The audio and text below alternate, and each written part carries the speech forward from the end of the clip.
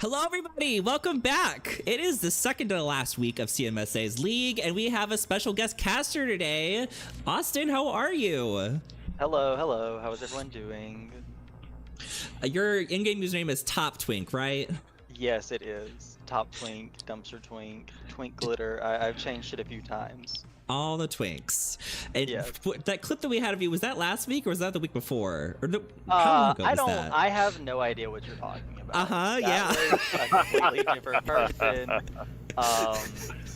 I genuinely don't know who you're talking about. Okay, yeah. I'll have to show you later. Just to Yeah, remind yeah, you. yeah. Link me on Instagram next time. Just Of get that at me instance. so I can get some followers. And Sam, how are you doing this week? I'm great. I mean, we've got our special guest Austin here. I mean, I would say it's safe to say I'm more anticipated than a campaign manager on debate night. Love that. In the chat, someone says, "Who is President Mew?" That is Vladimir. That's Vladimir. Woo! I know we had some stuff going through the chat, so let me just peek through that really quick before we get into what's going on this week. Fakov's oh, the Star tried to claim first 20 minutes before the stream started today. In fact, I was like, you can't say it 29 minutes before they start. That's the rules as is. We've established that already. We can't keep calling first 2 hours, 1 hour, 30 minutes before. That's not how this works. You're not Blaine. Only Blaine can call it. No. He tried to call it, and then John actually called first. Congratulations, John. You did it again. Congrats, John. Nutty Bar Supreme said second. You know what? First is the worst. Second is the best. Sorry, John. Hey, but you're the first loser. The first loser. And President Mew reminded everybody to redeem your points for this month's draw. If you haven't yet, look at your Twitch points. Just click on them. I believe it's 1,000 points per ticket, and it'll enter you into the giveaway for lots of cool free stuff. I believe we have some cool swag that I don't remember the exact details of, and I don't want to lie, but I'm pretty sure there was like some Team Liquid stuff, maybe some Monster stuff mixed in there, if I remember correctly. Let's see. Blaine says, now that I'm back, nobody can beat me at typing first. Well, he did beat you, so. And thank you for following Riz Rexes. Appreciate it. I think we're inching toward like the 650 mark now, guys. Like we're flying through the follows. Wow. Next is 1 million, right? Yeah, exactly. 1 million followers. We'd be so famous. The first 650 are the hardest. After that, it's smooth sailing. After that, just skyrocket. The budget would go up. That's for sure. I mean, we have a lot of income from just Twitch itself, so we could probably just financially support ourselves through that. Yeah. And thank you for following Majestic Casual. Thank you, thank you. Sorry, I'm getting on the list. If you followed it, then I will get to it, I swear. Walker Miles says, Austin, let's go! Yeah, I'm here. The Frogman has decided to join us this evening. Ribbit, ribbit. Ribbit, ribbit. Ribbit, ribbit. I'm hoping in honor of the hat, someone goes the Frog Milio this evening. That would be... Oh, That skin is so cute. I know, it's adorable. I love it so much. It's one of my favorite in the whole game. Mm-hmm. John said frog. Frog. Frog, yes, period. Frog. Frog. Frog. But anyways, this week we are following Pearl again. So Pearl, if we're going to be following specifically Tiltery Clinton on Orange Otters. So we've got, on Orange Otters, we've got Tiltery Clinton, Benjamin Highlife, Lost in Music will be subbing today, Machine Gun Kirby, and then Ma with the Soup, also subbing today. If I looked and got this correct, which this could all be very different because people switch lanes all the time, we should be seeing Tiltery in the ADC role, Benjamin Highlife, I believe, in the support role, Machine Gun Kirby in the mid, and then the two subs both have kind of dabbled between top and jungle, so we could see Anger Issues or Ma with the Soup in either one of those lanes. Lost in Music is Anger Issues, by the way. It was one of those things where it's switched on the client versus the website. But then they are going against Nyla's Naughties in their first game. Nyla's Naughties has Frosty Penguins as team captain, Kha'Zix, Portions for Foxes, Smoking in Base, and Squall XX87. Well, Frosty is typically in the ADC role unless he goes top, which in that case he's probably gonna be going Nasus. Kha'Zix, they're a jungler if I remember correctly, right? That's right. All right, Kha'Zix in the jungle. Portions for Foxes. Quick look at them. Looks like they've been in the support role a lot. Smoking in base. Top laner? Yes, top laner. And then Squall support. Okay, so we kind of already know who's going where for once, instead of going into the game being like, we don't know where anyone's going. Yeah. Love that. And then we announced the invitational teams today. John, if you're listening, did you post that somewhere so I can see the list? Yes, did. It is in the announcements chat. Announcements chat. Oh, it is right there. I should look at these things before I start asking on the stream. So in the Pro League, specifically this one, we will have a whole lot of guest casters, which is so exciting. So a whole lot of Austins in 2 weeks. We're going to have... That's going to be a great broadcast. Yeah, there'll be... Seriously. There's so many personalities. Mallets will be there. Benjamin High Life. Austin will be back. We will not be along away for very long. Yes. And then Silver Sam. We got Sam BC, Silver Sam. Smoking in base. Manifest Agony. So that'll be so wonderful. And of course, Fibro's helping. And Kelton helping to produce everything. So lots and lots of community members on there. I love it. That's what makes the invitational so great. Yeah, Sam's basically be running that one. I will probably not be present at that one because there are so many casters. We just gotta make room, and that is okay because I will be back for Ruby and Topaz. So, Sam, who's playing in the Pearl League for the Invitational? And that one we've got Dirge in the top lane, Gunny Hartman in the jungle. That'll be so much fun. I wonder if they'll ban Yi. Who's that? Machine Gun Kirby. We'll get a sneak peek at Machine Gun Kirby's play this evening in our first match on Orange Otters, watching them all night. In the bot lane, Dirk and Latimer, and they'll be taking on Home of Sexual in the top lane, Death by Noob in the jungle, Skippy McSkipper in the mid lane, Calamity Shades, and Disc 100 rounding out the bot lane. Looking at just those teams, can you make a very, very early prediction to who you think is going to win, just based on what you know about them? Who's going to win? I don't think I can possibly make a prediction based on who's going to win. Here's what I know, though. There are some players, there's players on both sides that like to go big or go home. So I'm expecting fireworks and some aggressive gameplay coming out of those Pearl League Invitational matches. Fair enough. What were you going to say, Austin? I don't know, I was thinking most definitely. Those are going to be some exciting games. I love anytime I get to watch Durg and Homosexual go at it in the top lane. I'd like to see him go at it in the top lane. Yeah, I like to see him go at it in the top. And now we're I'm trying not to make an inappropriate joke. Some patches, yeah. I'm doing my best. Walk from Mouse says, I'm flexible, winky face. Okay, this whole conversation is just going way south really fast. Yeah. Really quick, guys. Really quick. Not take long. Sorry. Are you guys so excited for the patch to come out tomorrow? That's gonna be the one that has the new skins. So we've got like the Azir skin, the Janitor Thresh. The Janitor Thresh, yes. I'm excited. Can count me excited. Just Miles for that has skin. been budgeting for weeks for this Janitor Thresh skin. So no matter the price, he's ready for it. I'm about to be getting Attorney Azir. I talked about this a couple weeks ago, but I am obsessed with Azir as a character in general. His lore is amazing. What just happened? Whoa. I thought we were going into Champ Select in. It's just a lonely Chroma Caster icon there. That's not even Chroma's icon. Oh, it's not. You're right. I've never seen that icon before. This little minion. Will reset client BRB. That's not even a minion. That looks like a. So this is the very first icon ever invented, basically by League of Legends, and it's always like the behind-the-scenes picture that is in place just in case there isn't there's an issue. Okay. So that's why that's there.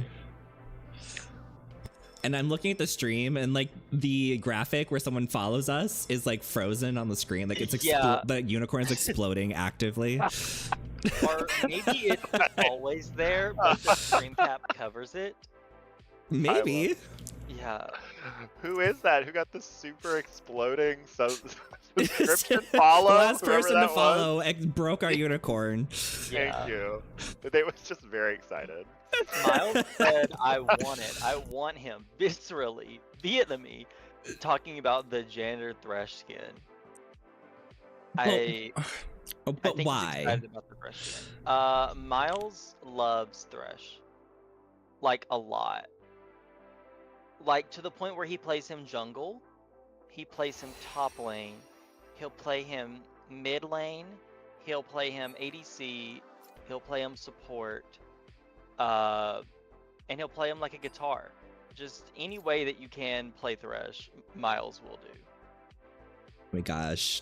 I guess maybe not the jungle, but everywhere else I guess is okay. He did it last night. I want to see this jungle play. I mean, you got the hook to move around the jungle. You can just go right over walls, like nothing's there. Yeah, he'll Nice build idea. like Bruiser Thresh jungle. Okay, we're finally in. Woo! Yay! It's about to be game time. Perfect. Yeah, but on that same topic, I'm about to be an Azir main, even though I'm going to be really bad at Azir. We had this conversation before. I spent months and months and months trying to learn how to play Azir. I never got good at it, no matter how hard I tried. I had a couple good games, but mostly bad games. I had like a 35% win rate. It was super bad. But we're going to do it again, because I love Azir. They're already targeting Tiltery. They said no misfortune this week. Can you start the Discord stream up so we can see what's going on? Oh yes, forgot that closed because I closed the client. Stream again, go live. There we go. Yay! Seraphine banned out, Mundo taken out as well. Ooh, they're already talking. That Mundo is from Smoking in Base. He has kind of went on a warpath with Mundo every game that he's been allowed it so far. Oh, that's a good ban. Mundo is just dealing with Mundo is so annoying. Mundo and Sion both in the top lane. I'm like, ugh. They didn't ban Thresh. Not yet. They did immediately take out the Twitch from Frosty. They said, no, you cannot have that. Maybe a Jinx game from Frosty? I've also seen them play Callista, Kog'Maw. Yeah, I was about to say Kog'Maw. I've seen a lot of Kog'Maw and Jhin from him. I don't think I've seen a Jhin game. They're gonna grab the calling it Olaf now. first. This is probably gonna be a Thresh lock in here. Let's see. Give us a Thresh. Give us a Thresh. Give us Come a on. Thresh. Olaf then a very strong pick, especially if you're anticipating that Thresh, because Thresh likes to play that disengage game, and there's not a lot of- Kog'Maw. Okay. Oh, Maybe they maybe don't they're- pick it. I've They're never just gonna seen take that away. Miles. I've never seen it not get banned out. So I'm excited to. I hope we see it. And Kog'Maw then also getting taken away from Frosty, so Yeah. Kog'Maw there. It sounds slimming we'll down the ADC pool more just a than little likely bit. see a Jhin or a Jinx game this week. And Tenjon says, hope the games are amazing tonight. Looking forward to awesome teams, awesome commentary, and riveting gameplay. Woohoo! And we get the Jinx game. Come on, Hyper Carry. Let the hyper scary battle Hyper scary. hyper scary battle commence. Certainly, when you got Jinx Kog'Maw, those are two very scary champions in the late game. Aurora coming in. Aurora, of course, having been a pick or ban in most of the games for the past few weeks. Yeah, she's really powerful. That ult in a team fight can turn the tide, and she doesn't even have to use it to set up a fight. It can also just be an execute tool with just 1,000 damage coming down, and there's nothing you can do about it. They do take out the Lux. I saw that their mid laner does play a lot of Lux. Also quite a bit of Lissandra. So maybe we'll see a Lissandra pick since the Lux was taken out. Alrighty, what are we thinking here? Seeing Frosty on Jinx just brings me back to that clip.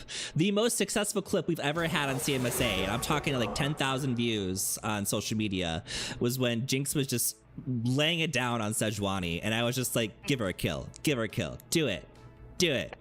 He did it. It was such a great clip.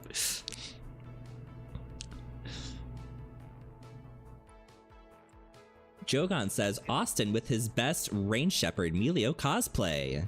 Exactly. That's what we were talking about earlier. Is just I really want to see Melio played one of these 3 games and see myself represented on screen. We love representation. Yes. We don't get a whole lot of it with matters. these Lux bands, unfortunately, Yeah. but Bald has to stay in the closet. this is just homophobia. Yeah. Lux and Seraphine. This game really, this is the epitome of like queer on queer crime. Who are we gonna see come in here? The Kane. Kane. Now I'm curious if they are biased to a certain Kane form. I know when I play Kane, I'm usually doing it because my team is playing all squishies and we need to have some kind of front line, and Kane can be that sustaining front line. But I've definitely felt the menacing assassin Kane just mess up my games pretty hard. Yeah, I'm more of a fan of going blue Kane, honestly. Just the flying over walls, one-shotting, it's a blast. I don't see a lot of opportunities to do that here unless they catch out Jinx, at least so far. Yeah, this is looking like a red Kane game, most definitely. If they go blue Kane, then I don't really know what else to say. And I'm very curious to see who is going to be supporting this Kog'Maw. If we're going to get like a typical enchanter just to kind of protect them. They did take out the Lulu themselves, so there's not going to be a Lulu Kog'Maw lane. I want to know who's supporting the Jinx. I think it might be Galio. Galio? Galio support. Yeah. This is, something I haven't seen in a while. If that's it's been a minute. There. Wait. Yeah. Okay, they're trolling. There's no way. No, they're not trolling. So support Xerath, Smolder mid, Aurora top. I think so. I think support Xerath, Smolder top, Aurora mid. Maybe AP Kog'Maw mid, actually, because I think so, because I've seen Tiltree playing a little bit of Smolder lately, so I'm not surprised by the Smolder pick on Tiltree. So I think that's an AP Kog'Maw in the mid lane. But based on what we've seen so far, Austin, who do you think is going to win just based on the team comps? I am really torn here, mainly because I know Portions for Foxes is usually a support player, and they're currently on the Rumble. So I don't know if we're going to see a Rumble support game here, or if Squall is actually going support and we're seeing a Rumble mid. But I'm going to give it up for, I think Nyla's Naughties has this one. I think they have just a lot of frontline and beefiness, and I don't see if they're going to be able to burst through it. All right, Sam, what do you think? Yeah, I think I see what Austin is also observing here, in that Nyla's Naughties with this kind of very beefy front line. They've got Zach to go on in there. Olaf is just going to be able to run down Kog'Maw. I mean, and Smolder, both. You've got Galio to follow up. Rumble gets to hit the equalizer from downtown, and Jinx. I mean, if Jinx is going that lethality build, the only thing you need is a Super Mega Death Rocket, and that is a significant portion of the enemy carry's HP just gone. And even if not, there's no front line. This Jinx Rocket, it might just be hitting the back line right away. Kane is going to struggle to find an angle if Nyla's Naughties stays together. So on the other hand, Orange Otters, they're going to need to find some sort of picks here. Kane's going to have to do a lot of work early to make sure that Kog'Maw is not behind, that Smolder is not behind. Aurora can kind of win on her own, but otherwise, I think it's an uphill battle for Orange Otters. I'm curious to see how these team fights will really play out, if there's another angle to these team fights besides what I'm seeing here. Otherwise, Nyla's Naughties is in a really good position game number 1. I love the way they've drafted. Yeah, I'm gonna have to agree with you guys here. When I'm looking at Orange Otters, I see two late game scaling champions between Kog'Maw and Smolder. And they typically want to have like really great peel, really excellent front line, so they can kind of take their time to build up, get to where they need to be, and then carry the game in the late game. They don't have that. They might have a red cane. It could also be a blue cane. Red Cane's okay for starting fights, but they're not a great peeler. Aurora, again, is more of a fighter than a peeling tank. Xerath wants to save as far away as possible, so I really don't see what the gameplay is here aside from just getting picks. But Smolder and Kog'Maw aren't really designed for that, so it's just gonna be like, can Kane 1v5 and carry this game? Maybe that's their whole idea here is, hey, we'll just kind of hang back, we'll play for the late game and we'll let Kane try to 1v5 for the rest of the game. But when you're looking over at now there's Naughties, they've got everything. They've got tank, they've got burst, they've got sustain, they've got crazy late game. Like, they have everything. And between the Jinx and the Olaf, I think those two can just basically run through their team so quickly. Even if they did have a ton of damage to return back at Nyla's Naughties, I don't think it's going to be enough to get through the Zac, the Galio, even melt down the Olaf, who's going to be unstoppable. And if Rumble even gets ahead a little bit, it's over. So I'm very, very pro Nyla's Naughties right now, but as we have seen in other games, things can turn around very quickly and prove us extremely wrong. Right, I'm more worried about the Zac here, because Zix has shown multiple times just how threatening his Zac can be, to the point where it's almost pick or ban when he's in the lobby. And with Kog'Maw not being very mobile, Xerath not being mobile, they're going to run into some difficulties getting away from these early game bot lane ganks from the Zac. Yeah, and I'm very curious. So Frosty has this curse where anytime they are playing, they usually get ganked about 1,000,000 times or super hyper focused. So I wonder if the Kane's gonna follow that route of just chasing down this Jinx and making sure that they don't get to participate. So maybe that cancels out some of the hyper carry potential over on Nyla's Naughties. But like you were saying, with the Zac engages on top of like the backup damage besides Jinx, Rumble, and Olaf, like that could be plenty just to carry you throughout the game, even if Jinx is running for her life. Kane would kind of be crippling himself if he tried to focus bot lane. We've already established he needs to try to get red form to win this game, and if he's going bot harassing the Jinx, he's just gonna build blue form super fast. So he's gonna have to go mid or top in order to get those orbs that he needs. We're gonna try to reload in here. It did crash the spectator again. It better not be as bad as last week, because that sucked. But what I was saying, I feel like now that I see the full team comp, I feel like he should go blue Kayn. I think being red Kayn just isn't gonna be like, you can't tank enough with their current team. Let me turn off this music here.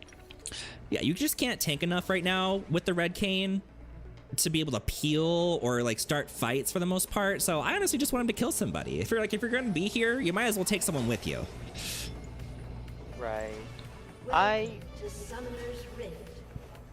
don't know if even if he did go blue Kayn, he would be able to get a kill on even the Jinx, because there's Galio's on, there's Zac pull, there's Olaf slow. There's going to be a lot of things coming at him, and I don't know if he could even live long enough as blue Kayn to get the execute onto Frosty. But as red Kayn, he might be able to go 1-for-1 with the Olaf or the Galio or the Zac to get a pick. I don't know. We're gonna find out, I guess. We'll kind of just keep track of where they're pathing. Right now, it looks like they're gonna be starting in the typical Raptor start, so they'll be heading towards the bot lane first for ganks, unless they go for a really, really early gank topside, which I doubt. Yeah, I do like the pathing into this lane. You've got Galio, who wants to go in early, and you have a Kog'Maw on your side who really needs to get ahead if you're going to have any hope in this game. So I think it makes sense to path aggressively into the bot lane and try to snowball through there. Drogon said, who's got the cutest skin? Because that Pugma is cute, but so is Pool Party Zach. Oh, Aurora's skin is pretty cute. We got Muscle Daddy Olaf beating up on Aurora. Yeah. It's just... Pentakill, let's do it. Oh, beating up for sure. And Machine Yeah, Gun in the top lane here. Yeah. Aurora is such a bully in lane. It's ridiculous. Oh my god. Smoking, that's what you get for being so aggressive so early. Yeah, against a ranged top laner, you just gotta pray the wave comes in your direction and enjoy the XP you can get. Yeah, that's Aurora's a very early kill, so that's gonna give Aurora quite the heads up on that top lane already. Right, and she's already in a winning matchup. We've all seen the memes of top laners I haven't touched the wave in 6 years. It's been 84 years. Yeah. I got a level. It's feeling like that already. And here comes the early level 3 gank mid lane. Ooh, and they do get the flash from Foxes. Bot lane is already getting poked down by this Jinx build. I'm wondering if we're gonna see the lethality, or if they're gonna go more standard Jinx build that we've seen time and time again.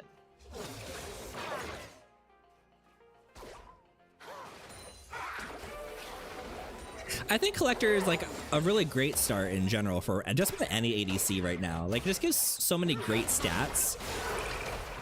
Oh, we got the Ghost in. He sees they have no mana, so he's like, you know what? Let's try. Let's give it a go. Yeah, oh, go back. I want to see. But the minion wave.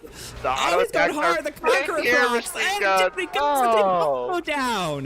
Trading there is huge, and his waves pushing out. That means you're going to lose some creep. Huge win for Machine Gun Kirby. Wow. And starting off, these were not... Oh, she's burning. She's burning. Does she live? Does she live? She lived. She lives. These were not the lanes that I expected. That's a pro game for you. Every time I come into a pro game, I'm like, I have no idea what's going on. Tiltery mid, Benjamin ADC, anger issue support. What were we saying in the pregame? Oh, this is finally an easy one. We know where everyone's going. Yeah. That was not easy. Pearl gets me every time. We got both teams wrong. We only got 2 wrong on Nyla's Naughties. We got everything wrong. Everyone on Orange Otters. You know what? We tried. Not hard enough, I guess. We work hard, but they work harder. Honey Rolls just subscribed. Thank you so much for the subscription, Honey Rolls. I think that's from earlier. I think the thing's just starting to catch up. Ooh, are we gonna smack? It looks like Smoking is going in again on this Aurora, and Aurora is smacking him. Smoking is like, I want a win. Give it to me. And Aurora goes, no. No. No. No. Oh, you're gonna run at me? I'm invisible. And now I'm gonna jump away. I love the rainbow blaster on that Rumble skin. It's so cute. Nope. I feel so sorry for Smoking here. This is not a lane that I would want to play. This is not a lane I think anyone would want to play. I give props to him though, because if that were me up there, I would be turtling so hard and just crying. Smoking is like, I'm gonna freaking run it at him. Like, I don't care. We're beefing. He does have confidence. He is getting a gank from his top laner here, and he goes down, but can Kazik guarantee the kill? No, Kirby's going to Aurora ult to keep the Zac from jumping on her. And she's not done. She said, you're just another person in the top lane. Come here. Yeah, let's fight. Yeah, let's go. I got my smolder here. I dare you. Sick is going to retreat right back in the jungle, and it looks like Orange Otters is setting up for grubs here. You gotta really use the strength of Machine Gun Kirby to try to win that. Ooh. But not quite turret range. Go in, elastic or stretching strikes, just not quite enough to pull Machine Gun into that. So yeah, Grubbies are getting worn down. That is Zach sees one. it happening. I don't know if you want to go in there, Kazix. Until I'll Tori said, take get some- off. Some stacks, some Get dragon stacks away. for me. Thank you very much. Some smolder stacks. And we are seeing another possible win condition here for Orange Otters, and that is ARAM. They have more poke, so if they can just sit mid lane, poke them down, and then run at them, it may work. I mean, that is definitely one win condition of Orange Otters, just in a vacuum. If they can get ahead and stay ahead and poke, I'll hold that thought as Smoking really wants to find a kill. Very far from turret now. Tiltry's turned around, so thank you very much for the practice, Mr. Olaf. Walking back. But yeah, if they can get ahead. The one thing though is if Orange Otters is playing the poke game, Nyla's Naughties certainly has the engaged game. It's going to be so difficult to play back against this Zach, against Equalizer. Oh, got him taunted, and the rocket takes him out. Brassy picking We're one excited. up. Benjamin Highlight does barely get away, but now we are seeing the Jinx get fed, which is the shining star of this Orange Otters team as the carry.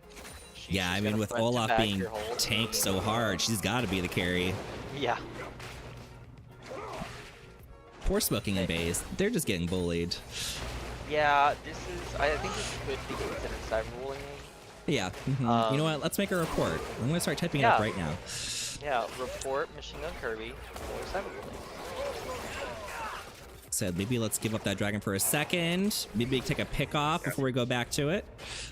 Tiltry has more courage than me using Smolder's Fly to close the gap. When I play Smolder, that ability is strictly reserved for running away. Preach. Yeah. There's too many things that can one-shot me. I don't want to have to do it. It looks like Xerath is doing his job of just keeping everyone low and very far. Ooh, hot, hot, hot, hot, hot. He's burning. He's burning. I think an Equalizer might have killed there. I do have Kane waiting there. They just want them to push up a little bit further.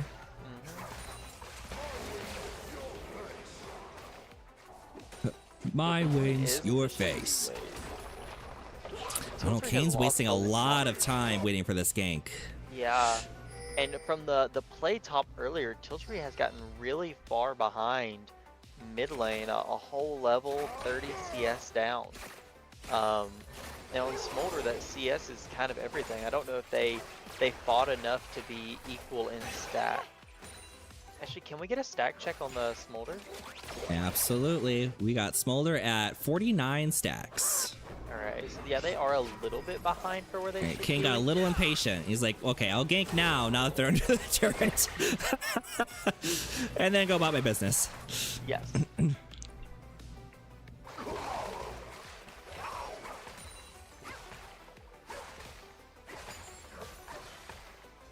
I forgot that his skin barks every single time he auto attacks. Bark, bark, Bark, bark, bark, bark, bark, bark, bark, bark. I feel like that's all we're gonna be hearing this game. That and Zach grunting. This brings me back to my top lane clip the other day. Just, where Trundle and Yorick are just grunting each other non-stop in the top lane. Quick Yeah, item check at here. least it's not.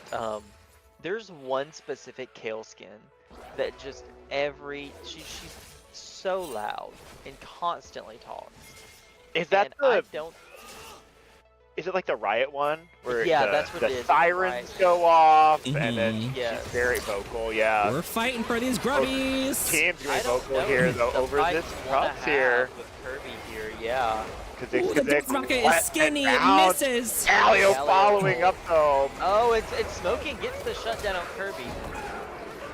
He said, "I'm not done with you," and the exhaust goes out on Tiltry, and I don't think he's gonna be able to get away here. Yeah, he's no looking to try to pick up the kill on available. Foxes. That puts Just not 4 enough. grubs on Orange Otters and 2 grubs on Nyla's Naughties. So they are gonna get the grub buff. And the grub buff on Olaf is scary.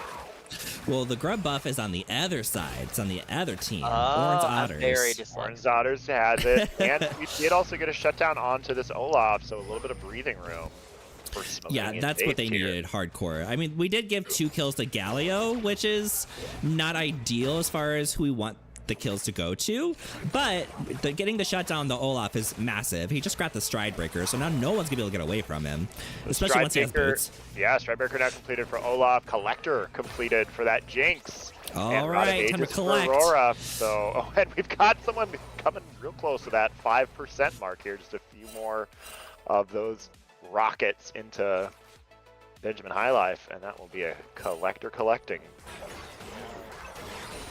Kirby still does have a distinct advantage here in the top lane just because of the ginormous XP advantage that he's gathered over holding the gold, not basing, holding the gold, not basing, and just farming while Smoking having to walk back from base. Ooh, Zach's looking for a Really hard to dive. The get rocket power already back went here, yeah. down. Perfectly timed here. There's nothing they can do. Maul with the soup, though, trying to counter gank. Benjamin Highlife just running for life here. Galio moving forward, hit 2 taunts. That's going to be 1, 2. They're going.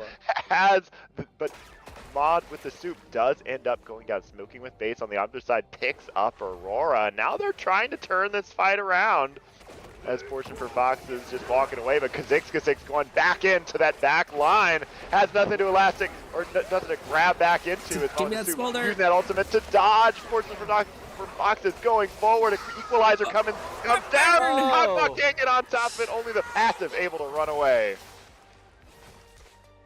Wow. Someone call PETA. What a give and take. No, we did Yeah. just give solo gold to Jinx on that turret, so that's nice. Yeah, Jinxes, even though that we have seen a lot of kills go in the way of the top lane and the jungle for Orange Otters, there's almost a 4,000 gold lead for Nihilus Naughties. Yeah, we do have the red cane selected here, so like we said, it could be beneficial for them to go red cane. I still think it probably would have been better to go blue, just to kind of maybe try to take out one of the threats like Jinx and Olaf, but we'll see. Right. I still think red cane is the play here. We've seen a lot of CC go down on him, and if he can just live through that, then their team doesn't have a ton of burst damage. It's mostly sustained. The lethality Jinx does add a little bit of like burstiness to this, but this damage is mainly going to come out of a drawn out fight. I'm very excited for this top turret to go down and giving Olaf maybe a little bit more potential to roam and get even more kills, because they went from 0 and 4 to 3 and 4. Yeah, got all but one of the straight pulled, and now securing the turret. Base certainly back in this game. Machine Gun having to throw down that between worlds, trying to duel this Olaf, but it is Ragnarok, baby. That's a kill for Smoking and Base. On the other side, Maul with the soup trying to go for the tankier Kane build. Can't quite follow up. What a great knockout. Kha'Zix in the air there, but Frosty picking it up with that super mega death rocket. We're excited. It's 2 more kills going to Jinx, or just 1 more kill going to Jinx. 1 went to Galio. We're getting a very fed AP support Galio. AP Galio, wow. Yep, we've got Storm Surge. About We got to be Solstice Slay, so not pure AP, I guess. Yeah. The call about needing more burst, and all like I've heard. Joey in chat did point out that me and Miles have had multiple disagreements about red cane and blue cane in the past. And I think this is the one time we would agree, Joey. This time it's me and Chroma that are disagreeing. One of us is bright and one of us is very wrong. I won't say who. Yeah. Listen, Chroma, I only your do lighting 3 is things. different tonight. One of them, be gay. The other one, be right. The third one, complain. Complain. Yeah, those are my 3 skills. And a wonderful skill set it is. Yes, it's gotten me very far in life. Well, say they spend their Tuesday nights in a broadcast talking to strangers on the internet. That's been my life for the past year and a half, 2 years now. You have a frog hat? I might actually. I think I have something close. Something very close, but not quite. Yeah. Yeah. Keep that in the closet. We will. Yeah. Oh, we do see the Roar's dive in onto danger Roar here. Oh no! Run, Kirby, Did run! the flash come out? I don't know if they can close the cap. Ooh, Oh, the there's comes the burn. equalizer. Pow. And the Zac. Oh, I was gonna say, don't know if you can close the gap. You've got. Let me count the waves here. They've got Zac yeah. all on you. The equalizer available. Yeah, my bad. I forgot about cruise missile Zac. That is what Nyla's Naughties wants to do. Cruise missile Zac. And Kazik with Zac is just so oppressive. And skipping that first item completion for a Dark Seal. Now up to 5 on that. How? Oh, and he doesn't get out by using the R, and he's gonna dodge the taunt. He's gonna dodge the taunt. See, he's living. He's living, but he's not taking anyone out with him. Yeah. Longer, but not Longer. Still not living. And his team was not there to assist. Yeah, and you know, like we were saying in Champ Select, they're very much a late game scaling team comp. We've got Aurora scaling up her Rod of Ages right now, working on a second item. We got Smolder, who is just a classic late game champion. Kog'Maw, very, very late game focused. So Kane's by himself for the majority of the game until those guys really start finishing their second and third items. Right. Can we get a stack check on Smolder? Let's check on the Smolder stacks. We got 110. Oh, we're almost there to unlocking that second upgrade. We're almost there. We're going for the Jinx. Oh. I also hear a ghost. Pow. Oh. This was a pow. in that bot lane. Goodbye. Just smoking in base, you would not realize it was getting bullied early because now Yeah. 4 on solo. Yeah, you wouldn't believe that he was 0-4 for the first 10 minutes of this game. Yeah, you know, Smoking has the balls. Smoking was like, I am not playing from behind. I am going to run it down and murder you, whether it costs me my life or not. And it worked out for them. Yeah, and he's actually up in CS now. At one point, he was at a almost 30 CS like gap, and now he's even. And Kazik is not dealing with this Aurora. He said, you bullied my top laner, and now you get bullied. There's so much crowd control. If one person gets stuck by any kind of CC, it's just chain CC, dead. There's Brain Cane in. Multiple trespass. Come That's on. why here. They're trying to kite this one out, and there's just not any damage coming down as they run away here as Tiltry Clinton and Maul with the Soup move in and claim on the Jinx in the mid lane. Taking the mid tower here. That's this is more mine. gold being Goodbye. funneled onto the Jinx. Oh, but That's a here's Kane. Wish this might come out to try and stop Jinx from running away. Here comes Jinx's splash. But... Oh, Oh. just for the edge. Oh, but locked him in with the traps. She's out. She's like, goodbye. So close. Chopper's just So close. barely placed enough. Like almost pixel perfect there. I thought surely that Maul with the Soup was going to be able to walk by. Wow, in a matter of 3 minutes, we have seen this game dissolve into trying to end the game at 20 minutes. Well, now they got a 10,000 gold lead favoring Nyla's Naughties. So that's pretty game changing right there. Yeah, We got that's Dragon a lot. up again. It's gonna be Dragon number 2 for Nyla's Naughties if they can claim this one. This is what you got to do if you are up against those late game scalers like Smolder or Kog'Maw. You want to get ahead early and run up the score. That's exactly what Nyla's Naughties has done. Yeah, just don't give them a chance to hit their power spike and you don't have to worry about it. And now it's just going to be this war of attrition from Orange Otters. The pigs are going down on that Baron. I think this is a group up. Let's force a fight at Baron. What is Orange Otters going to do? They want them to come in and fight them. And we are seeing a more traditional Jinx build here. We don't see the opportunity come out second. Yes, give me that. I do. Oh. Hybrid build. Two members of Orange Otters dared into their own jungle. Didn't even need that death rocket. It's just bam, bam, bam, dead. You know, that reminds me a lot of a clip I saw on the CMSA Instagram 2 weeks ago. What was it? I don't remember. Oh, he's trying to steal it. It gets Trying to pushed be a out. hero. Ooh, the taunt coming down and pushing him out. Protection there by that guy.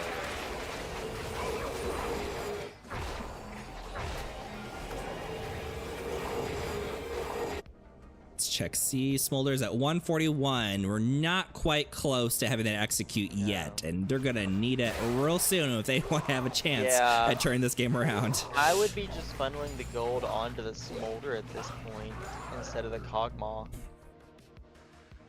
But just, you go Smolder, you get all the jungle camps, you get all of the waves, you get what, if you say it, you get it. Just Yeah, at least Smolder can kind of kite for himself, whereas Kog'Maw needs someone to do it for him, and he doesn't have someone to do that for him right now. Yeah, Kog'Maw likes to, he's really good at standing, and spitting, and that's about it. Standing and spitting, what wonderful skills to have. Also on my resume, along with being right and being gay.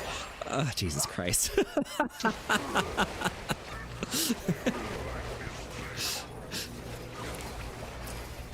gonna see a little scuffle happen here in the top lane. And Orange Otters to the numbers, if they can pick up the kill on Squall and Kazik here, it would be big, but that's, I don't think, no, that is just not gonna happen. Mom! They're kind of feeding Kane to the wolves here and running back to try to stop Olaf from just ending the game. This might be it, guys. We've got Baron, a full 5 team with no one dead on none of his naughties. Dude's got to deal with an Aurora and a Xerath. Yeah, they have 17 seconds to end the game here, or at least get a turret down. On a fun note, Galio did switch. He kept the Storm Surge, but then he went Hollow Radiance afterwards for a little tank. Creative. He said, one of everything, please. Yes. Jack of all trades, Galio. Yep. Galio, new meta. You saw it here first. CMSA to LCS. Oh, we do see it. Nice. Yeah, they thought they were on the full retreat. Mega Death Guard. I cannot believe they're at more than 5%. They're one of the stretching strikes landed. Can't find another target. So Jinx is the one target they want to take care of. Kane is on her. Is she gonna live? She's got the peels. Trying to apply a little bit more damage here. Frosty going so low. Everyone just trying to peel up Frosty. That's 1,000 gold on the Maw with the soup. As Orange Otters try to turn this around to their own base, they've got the health bars. They're starting to shoot through them. Equalizer down. Boxes. Everyone in, but it's. Oh, that's it. I don't know if Xerath and Kog'Maw can do enough here. Definitely not. Not with that Olaf there. If Olaf was gone, maybe, but not with that damage. Yeah, they still had it all. Ooh. They're taking some out.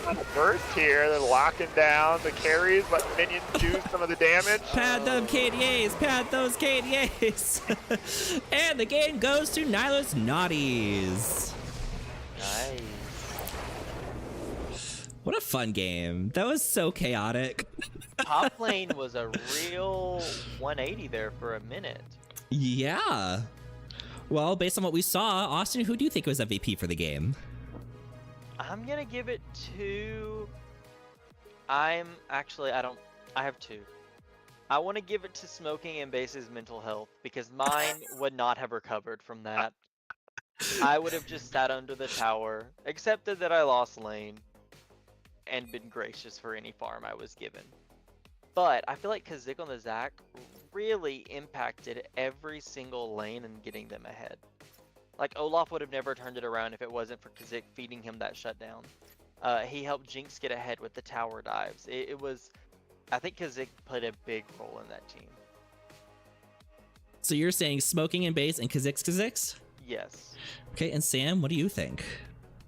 Oh, I have to give it to smoking and base on that Olaf. How can you have the start that Olaf had, and then the fortitude to hang in there, not just to not feed, but to completely turn it around and flash forward into the team, be a huge force of decimation against the enemy. Carries, well played by smoking and base. You know, I have to agree with you guys. I would say smoking and base definitely deserves MVP. I would say 2 honorable mentions with that too, as you were saying, Kha'Zix and being that huge jungle impact that they needed to basically just control this and being their front line for the most part. But secondly, Squall on the Galio as well did an excellent job of peeling for the Jinx, being a hardcore engager when Kha'Zix wasn't there, or when they were there, they were a secondary engager. I actually think I saw Squall do even more engages than Kha'Zix did, and they had a very interesting builds between the Storm Surge and the Hollow Radiance. But they went 7-2. They did even more damage than Kha'Zix did, with a 9.0 KDA on support Galio, which we haven't seen in a hot minute. So I would say the number 1 MVP definitely goes to smoking and base on Olaf, and then 2 honorable mentions, 1 going to Galio, Squall, and Kha'Zix on Zag. Congratulations, guys. Let's see, we got an invite for the next game. Let's see if the other team is ready yet. They are not. Let's see. We get to wait. Let's see if we can grab Tiltree for a little interview. Before we do that, I'm gonna change hats. Okay.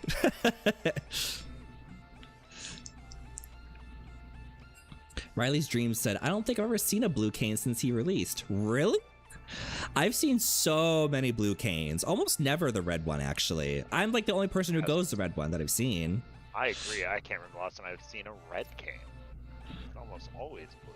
Yeah, I almost always see them blue too. All right, Tiltree agreed to an interview. Let's see if I can snag them here. They are on Orange Otters. There's just so many Discord channels. There they are. Tiltree.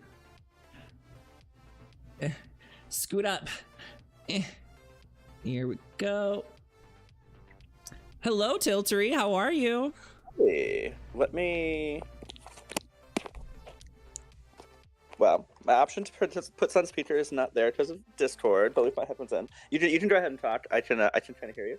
Okay, really quick before we go to our interview, in the chat I see Strawberry said, "Hi guys, it's Smoking. Great casting." Oh, thank you. Appreciate it. Great play. Yeah, we were just talking about your mental health and how we're very proud of you for conquering your behind start and really just bringing it right back around. 7 Ellis said Strawbert legend. But yeah, Tiltree, tell me about your drafting strategy, because I know you told me you had a very stacked team today, so explain that. Oh, definitely. Well, so I have some people I know are very, very good. Honestly, my team, everyone I selected, like, is really good. We actually there was like noise happening during the like we were pitching champions, and a few people thought we had different roles than we actually had, so we ended up with like, let's make this work, and that was our team count. But I think if the game started going a little longer, if they hadn't, like, they did a really good job of pressing their lead in the beginning, I think we would have actually like came through at the end of it, like, because we were doing pretty well overall with, like, you know, the early phase, like staying on top of lanes, and there was like a really fast snowball, and then like the not having like front line was like so detrimental, I think. No, it's a fair point. We were actually, before the game started, we were kind of curious. We're like, okay, there's really no front line. We don't know if they're gonna go red or blue cane here. They're very late game scaling, but they don't have any peel for those late game scalers. So we're very curious what the strategy was. But now that you said, you know, we kind of got what we got, and we're like, let's just make it work. That makes much more sense now. Exactly. It really does. Yeah, I was gonna pick your brain about what you saw in that team team composition and what you thought your win condition may have been and what prevented it from happening. But you know what? I think based on what I'm hearing, I think we all know perhaps what happened there. So I'm safe to say you're going to iron that out for games 2 Yes. Yeah, okay. We were like, okay, we gotta figure that out. Yeah, and honestly, again, I think there's a world where we won that game, but they like saw our weakness pretty easily and just like, let's just end the game because they can't stop us. Like, let's just. But also they played really well. Like all the ganks were I played. Like one time there was like one of my deaths. Like I just warded a bush and all that was there was Olaf. Galio immediately ulted. Zach came from like another screen. Yeah, And then we were saying it gave us flashbacks of a post on the CMSA Instagram from a few weeks back. Oh, Yeah. you mean your clip that you don't remember? Like I said, I don't know what you're talking about. But I give me deja vu a little bit. I just can't figure out from what. Yeah, so definitely the enemy team was on point and deserved their win. By no means is it like, oh, yeah, like, no. So that was, just like one ward and Olaf turned into like all 5 champions in like 1 second. So Tiltery, tell me a little bit about, I know you play so much Smolder. Tell me a little bit about your thoughts on kind of the trending Smolder builds versus the build you were going in that game. You were obviously building that Shojin, kind of, I think, more traditional Smolder build, but like Trinity Force Manamune is also very, very popular, especially on Smolder mid. Why did you not opt to do that in this game? What are your feelings on Smolder? So I play like super aggressive, so I actually sometimes try to do like more damage earlier, which is not as expected. So I usually, like when I'm playing with other people, I play really well with other aggressive players. So I usually kind of go for what gives me the earlier damage and the earlier advantages when I can. That way, like, I can surprise people with burst damage. Like, in, like, the last Invitational, I did Smolder with Seraphine. And so we were just, like, grab someone and kill them, like, immediately. And so I usually will sometimes just opt for whatever gives me, like, the most burst potential in any given scenario, preferably, even though Smolder is technically supposed to be late game. Like with like Misfortune, I literally like use Flash almost exclusively to like Flash auto Q auto, like at the lowest HP person. You know, I have noticed that with you. You definitely choose the aggressive style of play, which I appreciate, and actually I appreciate a lot from a lot of the Pearl players. It's less like, hey, we're going to stick to this very specific strategy. We're going to do this very specific pathing. It's very much like we're going to play champions that are fun. And we're going to take those champions and we're going to do some crazy fun stuff with it. And it makes for such like an entertaining thing to watch. So I really appreciate when you guys take those kinds of risks, especially like changing play styles. Like when you're playing Smolder and you're like, you know what, I'm going to go for early game carry Smolder, because that's something that people think automatically. It's not, which makes this so much more interesting to watch. So thank you so much for giving us that diversity when we're watching your guys' games. Exactly. Well, actually, yeah, like when I was in Ruby for a while, and I would play like with I was doing support in Ruby. And there was this jungler, and they were like a very aggressive jungler. And honestly, like, a lot of people always like, you need to, like, come back, you're too aggressive. And I'd just be flying around with them, like, let's kill everybody. And it worked because people didn't expect it sometimes. So even when they had more damage on the enemy team, they were so like, oh my god, I'm caught out by these people, that they didn't think to just kill us. And it kind of can work sometimes, like psyching out your opponent with like over aggression. Feels like you're a gambling man. You would rather just kind of go all in and risk the 50-50 of winning or losing by absolute storm, rather than taking the safe route and maybe winning through strategy. Definitely. Yeah, no, what is that? I just throw things at people, like, take these bullets. I think maybe we'll see that in the next couple of games, since we're going to be following you for the rest of the night. We'll be going through your champ select, and we're going to be like, you know, we could analyze this, or we could just assume this is going to be chaos. Yeah, you'll see. I think you'll see in this next one, that's all going to come together. There was we were figuring everything out in that first one. So this second one, you'll see it all come together. Redemption Amazing. arc. Redemption arc. Well, Yeah, when we're you good. rewatch the stream after this, make sure you check out the parts where we analyze you guys during your team composition picks, and let me know if we got anything right, because so far we're not doing a great job. I'll go watch me getting folded like a lawn chair. Flip around like a pancake. Yep. Well, thank you for being here, Tiltree. We will see you in your next coming games. See ya. Bye. Bye. Awesome. We have a costume change. Tell us about what just happened here. I put on a different hat. Where did you get this? Spirit Halloween. Through what? Spirit Halloween.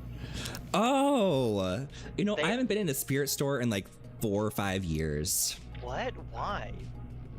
It's just one of those things, like, when you're like out cruising around and you see a spirit store, you're like, oh yeah, that's a thing. It's just like a memory. It's like, oh yeah, that exists. I don't ever go past one and be like, oh, let me go inside. Well, not all of us go cruising. So all right. yeah. But I had to go pay the mortgage, and there was one right next to the bank in the same little plaza, and I was like, well, it's September. Let's go to Spirit Halloween. And I saw this collection of ridiculous hats. And I said, I must have these ridiculous hats. So I bought them. We also got a Beetlejuice worm to put in the front yard once it gets a little more close to spooky time. And that's pretty much it. Once I get like a costume thing figured out, we'll definitely make a return. But so far, this is all that's been collected. My analysis is on that. Of that is like task failed successfully, mortgage unpaid, but acquired hats. I paid it, right? Yeah, I did pay it. Oh, I did pay my I thought mortgage. You took your mortgage Right. money and we're like, wait, Yeah. bank mortgage, Yeah, no. Spirit Halloween and hats. If you checked my bank account, it would be very obvious that the mortgage was paid today. Yeah, the girl at the bank saw a tear come down my eye. The 10th of every month, she sees me weep just a little But bit. did you have that hat on when you were paying it? No. It was Oh, prior. missed I would have worn it Okay. into the bank if I could have, though. You should have. Do you have Yeah. any costume ideas for Halloween already? Are we tossing some around? Ooh, well, I have some, because we're hosting a Halloween party, and I think we're going to one or two as well, and I don't like to repeat Halloween outfits. If I'm going somewhere, that's my outfit for there, and I'll just change it up. I have some that may not be stream appropriate. Me and my boyfriend have been thinking about doing Mordecai and Rigby. Oh, okay. Yeah, because I am short and feisty, and he's tall and very chill. So I think we could make it work. I love What about that. you guys? Any ideas for Halloween so far? Let's ask Sam. Sam, do you have any cute couples costumes in your thought process? I think Sam should None be the lined Jolly up. Green Giant. You know, in all this time, it's always one I've kicked around doing, and I've never fully committed to doing a Jolly And Green Giant. your I think that'd be partner should great, dress though. up as a singular P. AP. AP. They can just put on like a bald cap and paint their entire head green, and then put on just like a black morph suit from the neck down, and just be a singular P. Just the head's the P. Yeah, just I love that. I thought it was like a full body P. no, all just green. the head is the P. Just the head is the P. The rest, just ignore that. It's a morph suit. That's great. Yeah. I Just love the ignore creative thought process that everything just happens so quickly right there. We're over here like just standard, oh, P costume, full P body. Yeah. And he's like, no. else. No. Try this. Yeah. And just think, you could reuse the costume because you could be a grape, you could be a gumball, you could be Wilson. Wilson. We're just changing the That'd be color of our great. head Then I for could just many, go many in costumes. my volleyball uniform, and he could be Wilson. And ready to Oh serve my it up. It's just all painted white and then just your hand in red. Just a handprint on the side. Oh, I love it. Yeah. See, a black morph suit will take you many places in life. See, I once upon a time had a black morph suit back in my DJ days, and I have a picture somewhere of me in the DJ booth just in this full black morph bodysuit with just like a hat on and like literally enclosed my entire face too, so you couldn't tell who I was. My whole aesthetic was like, oh, it's like the mystery DJ, we can't tell who it is. I'm gonna try to find it. I'll show it here on the stream in just a second.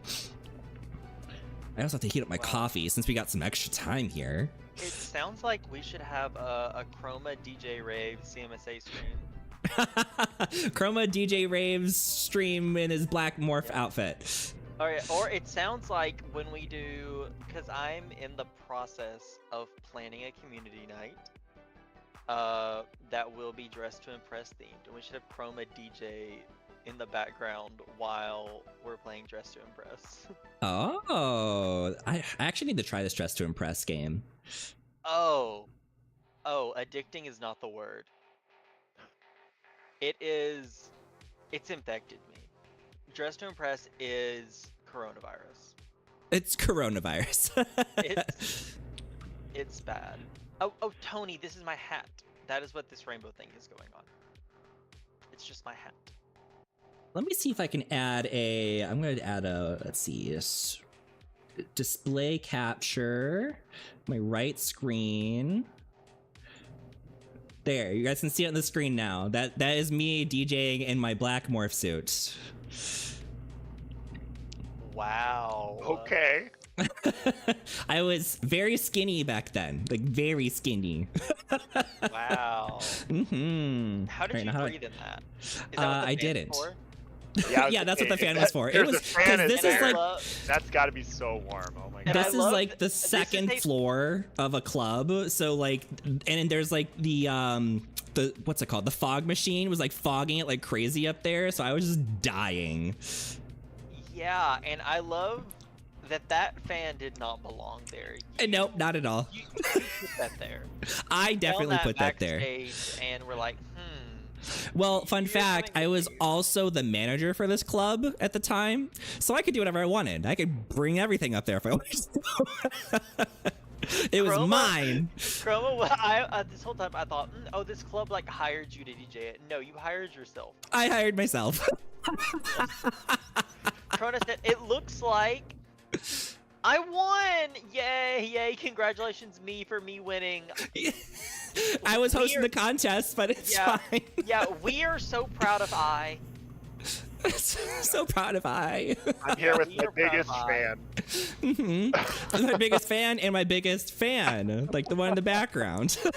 Yeah, the biggest fan. DJ Radio Tony said, oh no, I would have put a hole to breathe like Chroma. That is insane. Yeah, it was. And so what's funny is like there isn't like specific eye spots, so it's not easier to see through. I was like, I had black cloth covering my eyeballs while I was DJing in the dark. So it was very difficult to see. Did the mysterious thing work if you were also the manager there? Because wouldn't people just know it was you? They didn't, because I didn't let them see me like going up there. And like, so I was one of two managers, and the other manager could kind of like be on point if they needed anything. And then if I was needed for something, I would just kind of like put something on that would just go for like 15 minutes. So it wasn't a real big issue. And also, I didn't put myself up there on like big crazy nights or anything. Like it would be like Thursday or Wednesday or whatever. Like when we were having like a chill day. I wasn't some professional DJ or anything. I was just like, this would be fun, you know, because I can, because I'm the boss. I am actually Daft Punk. Yeah. They are loading in, but it looks like they're going to take a bio break as well. I'm going to heat up my coffee really quick, but Sam, why don't you give us the weekly rundown of like what kind of meetups are coming up, what is happening in CMSA? Sure thing. So first off, let me just say everyone who I got to meet this last week at Big Gay Sal's, or those of us that went out to the Pride in the Park event, it was so much fun out in the park.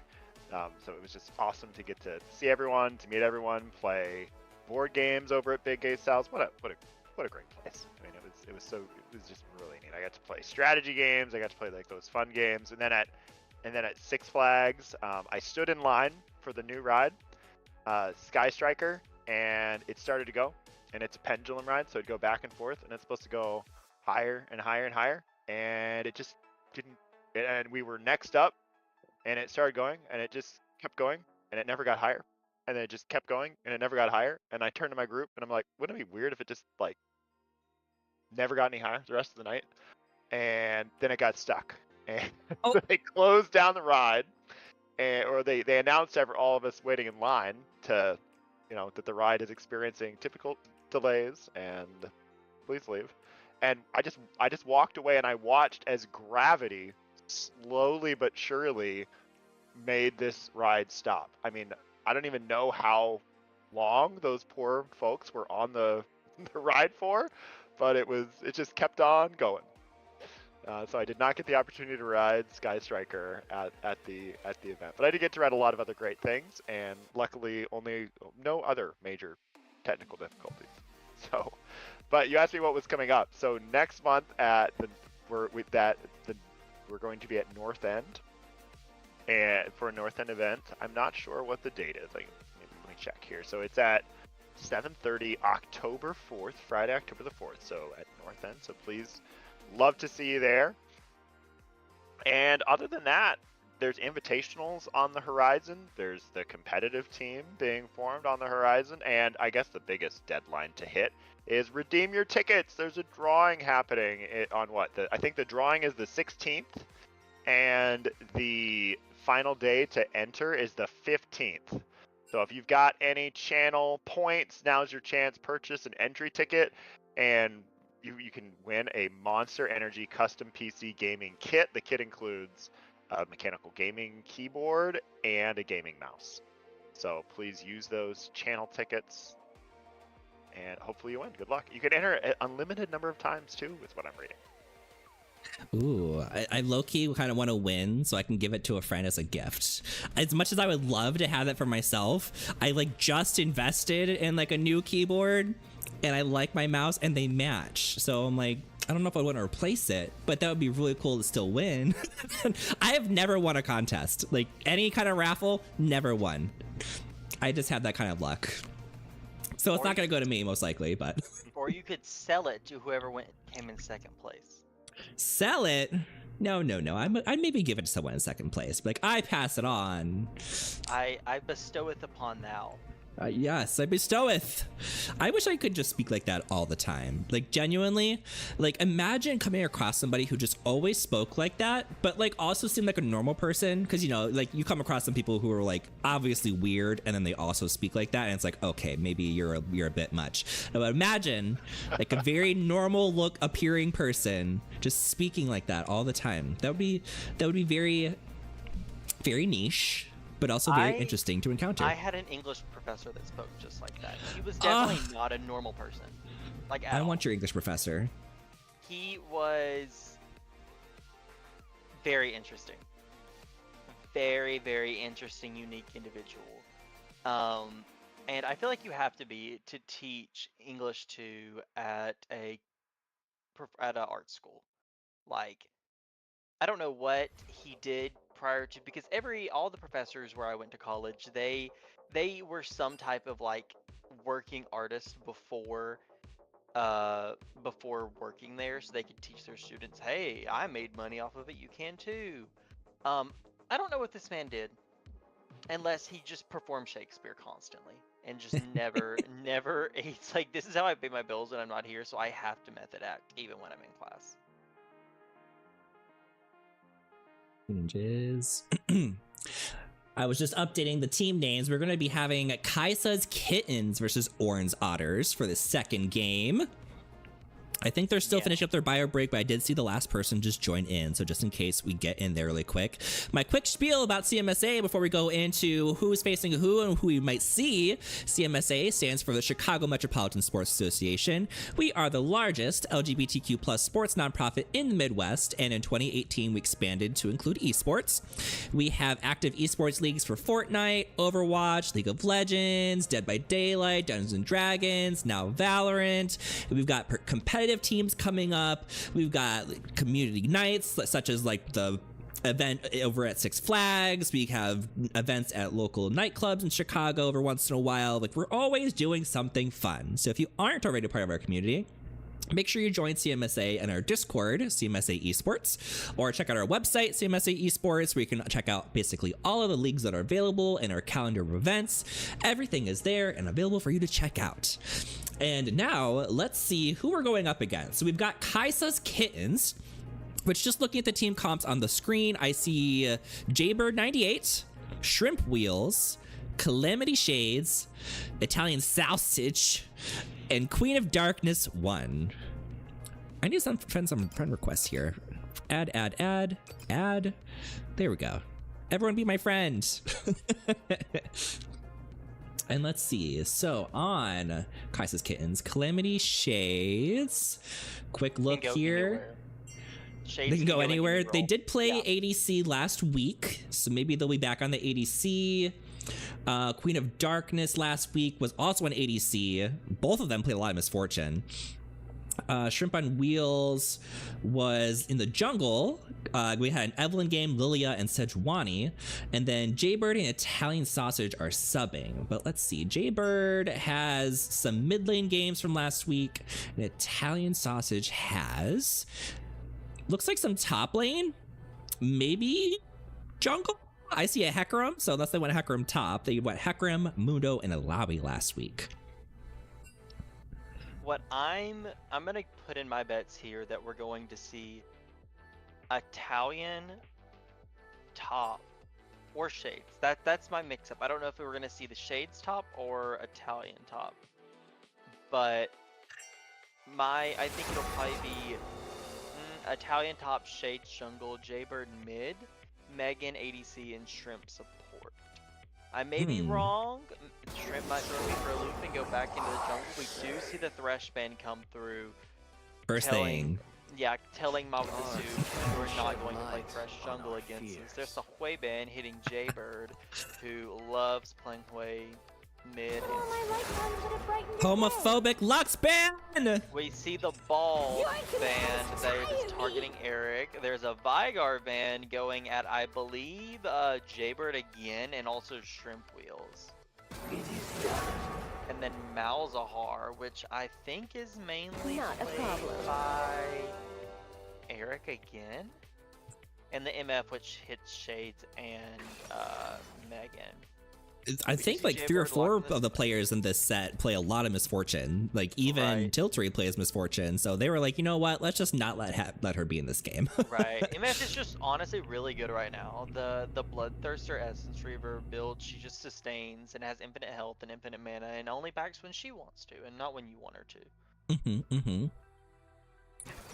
Ooh, we do get to see a Seraphine. Yes, Benjamin Highlife gonna be on his prized possession. Now, I wonder what they do pick here. I think this is Jaybird playing Swain mid, not support. Okay. Now, I wonder what else are going to be. I got my thinking cap on. So. Oh, are we going to see the Karma top, maybe? I think it might be Eric playing Karma mid. Okay. See, this is what I was talking about. I have no idea where anyone's going, no matter how hard I try. This is impossibly confusing here. We'll see how this continues shaping up. Yeah, and Topaz, we were like, oh, they're going there, they're going there, they're going there. And then we go to Pearl, and it's like, what? Everybody's so creative. Everyone's so creative. Everyone. So... Mithra says, ooh, I haven't seen Jaybird play Swain in a while, but there was a time when that's all they played. Swain is one of those characters where I don't like seeing them. They're always a nuisance when I'm going up against them, but it's not like ban-worthy because it's not played so often. But it is really unfortunate when they do come through. They're just such a pain in the butt to deal with. Yeah. I don't know why I cannot dodge his root. I don't know. It's the one ability in the game that just no matter what, no matter who's playing it, no matter who I'm playing, it's gonna hit me. It's because of the, like, if they're smart with the range on it, it's almost impossible to dodge if they get it like close to you towards the end of the range. Like it's Right. almost impossible to dodge it. Yeah. So if they're a smart Swain, you're gonna get rooted whether you like it or Yeah. not. So Yeah. then you get rooted, and then you get the eyeball put on. Oh no! Who's getting fired? Oopsie daisy. They said wrong pick. Oh, no prior. Okay. That's it. You're all fired.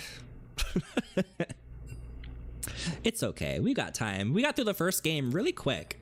So I think after this game, we're probably going to go directly into game number 3. Like there's going to be like no wait time, especially because I think we spent 30 minutes almost just kind of vibing and talking between the first game and the second game.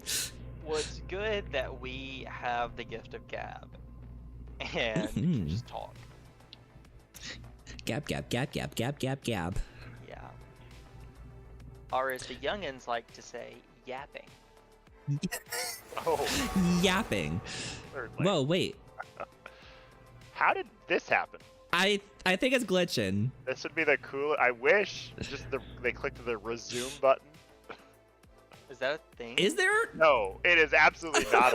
I wish it was. Rido, please. You add it just to your like click client. both of our brains. Like what? There's a resume button? No, I wish. That'd be awesome. I wonder if it shows them the same thing. I think, yeah, I was about to say, there's no way this is allowed to exist. No, they might have to all leave the and lobby. remake. Oh. Yeah. But we'll see. Full You know, lobbies, this is what yeah. happens when we have custom games. Custom lobbies can be a little picky. Right. And this is a small indie dev company that is making this game. Super indie. So, yeah, Super small small. indie dev company. And you can't get mad at them because they are working on a very tight budget. Out of like little old Idaho somewhere. Yeah, Rochester. Rochester. Rochester, Idaho. Yes, Miles, we do love the Riot client. We're grateful for it. You know, Riot gets a lot of flack for their client, and I get it, because when things aren't perfect, it's very upsetting. But, you know, they've made a really great game for us. They've made plenty of other very interesting games with perfectly performing clients. So Yeah, we can that's let my them thing. we can let them That's have their exactly what I was mistakes. gonna say. I was like, I've played a lot of Valorant. It does not have this issue. My No, question with the League of Legends Riot, why is it small? When you Are you launch- saying in comparison to like the other clients are like basically that full screen? Yeah, I'm like if you talking click about that later. LOR button, it like pulls up this beautiful, fully functional, animated Yeah. client. Yeah, I'm Right. talking about no matter what other game you play. When you launch the game, you get like it takes up your whole screen. It's like a full screen thing. When I open up League, I'm looking at my mess of folders that I have left over from work that I did last year. You know, if I were to guess, it's probably just not worth the migration with how much they have backed into this current client. Migrating would probably be an absolute nightmare for many reasons. And I don't blame them. With all their newer stuff, though, they obviously go for the full screen. But with this game being around this was like their first game, I think. And just they've done some transitions from their original design to this, and I think they learned already that migrating is probably not worth it in a lot of the senses. Yeah, I wasn't playing League when I guess I call it like New League and Old League basically at this point, where like everything just started to look better. And I don't know, Right, yeah. did that happen, like, was there just like one big mega patch where like everything started to look nice? No, it was so No, it slow, so over was hard. time. I've been playing since 2010, I think. So it's been 14 years, almost 13 years. I didn't know if And they when were, I like, tell you, we would go graphical multiple days where the game was just down, and we would just be like sitting, like it would go down several times in a day. Like they went through it a lot of times.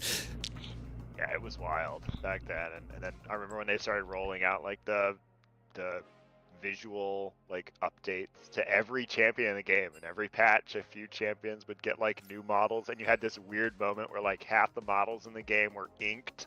I guess they had the big black borders around them, used to be the big thing, Yep. and half were not, and the juxtaposition just looked so bizarre for the longest time. Yeah, one of my favorite things to watch is Riot devs talking about how even now Viego is a problem. Like visually, you mean? Just anytime they're doing dev, I know that. Oh, right. Yeah, with August said that when they were making Briar, and they didn't change a single thing about Viego, but by adding Briar in, it allowed Viego to kill a tower and then turn into it and run around as a tower. You know, I actually just saw a TikTok, I want to say yesterday, the day before, where one of the developers, I forget his name, I see him all the time though. He was Probably like, August. probably. And he was like, you know, League of Legends used to be entirely made of minions. Everyone's ability was an invisible minion just covered up with some kind of flashy art. Like, to make like a Zer's wall, there's just a bunch of invisible minions. For like Lulu projectile, that like the line, which is a bunch of minions flying around. Like everything was made out of minions. That was just what their game was, and that's how they had to design it. So it's so interesting to like see how things have changed and how they've evolved and how they've decided on what to do and what not to attempt anymore.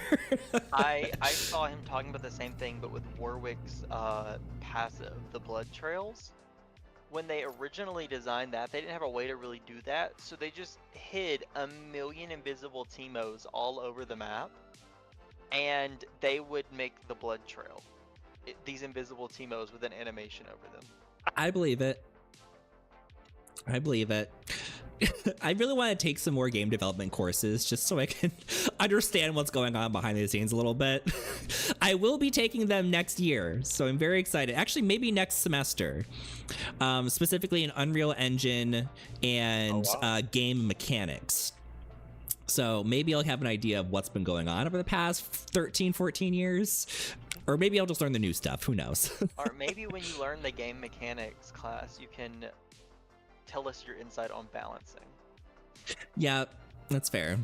Because I just saw the Worlds patch, and I saw AP Assassins getting, like, triple buffed. And it scares me a lot. Do you remember when it was just, like, Assassin meta? Like, everyone was just playing Assassins? ADCs couldn't exist? Oh, man. Yeah, you remember Duskblade? Mm-hmm. Man, this is bringing me back. I do miss Duskblade Samira, though. I do miss that. I don't miss that. Well, I was playing a lot of Samira at that time, and I was never a big fan of it. I generally prefer the typical Samira build, but I could see why people would do it into like squishier teams. But I just felt like early game for me, it just didn't do enough damage. Like the Collector Rush was just always so much better. Yeah, usually I would go Collector into Duskblade. I see. I would go Collector into the Bloodthirster into maybe Infinity Edge. I think was my third item. I just like crit. I always prefer crit over these random new builds that come about because crit is consistent. It's never going to go away. It's not going to be nerfed every other patch. That's what you think. That's what I think. You're right. For now, I mean, ADC specifically have had their life turned upside down every other season ever since the beginning of time. So right, yeah, they had their moment to shine, and they took over the entire game in all three lanes. True. Yeah. So yeah, so now they get to go back in the bot lane and cry. When I saw those assassin buffs, I was like, yes, we deserve this. Yeah. We deserve this. Riot you have to get us back to the bot lane. Yeah, Riot said, we don't know exactly how to get ADCs out of the lane, so let's just buff Assassin. Yeah, that role should be feasting right now, so I certainly hope they do. Yeah, please pick Zeri mid. Oh god, not the AP Zeri. My friend Twilight would play the AP Zeri in the bot lane and the mid lane, and I'm like, please stop.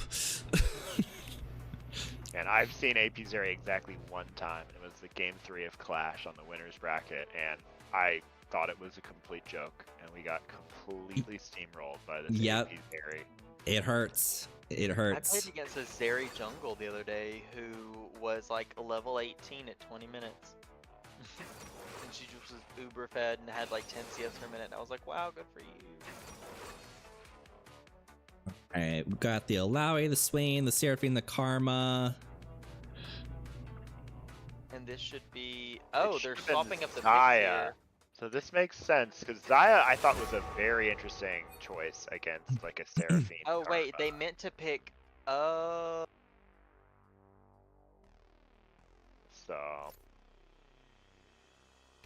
yeah, because Zaya is definitely more of like a counter engage sort of a champ.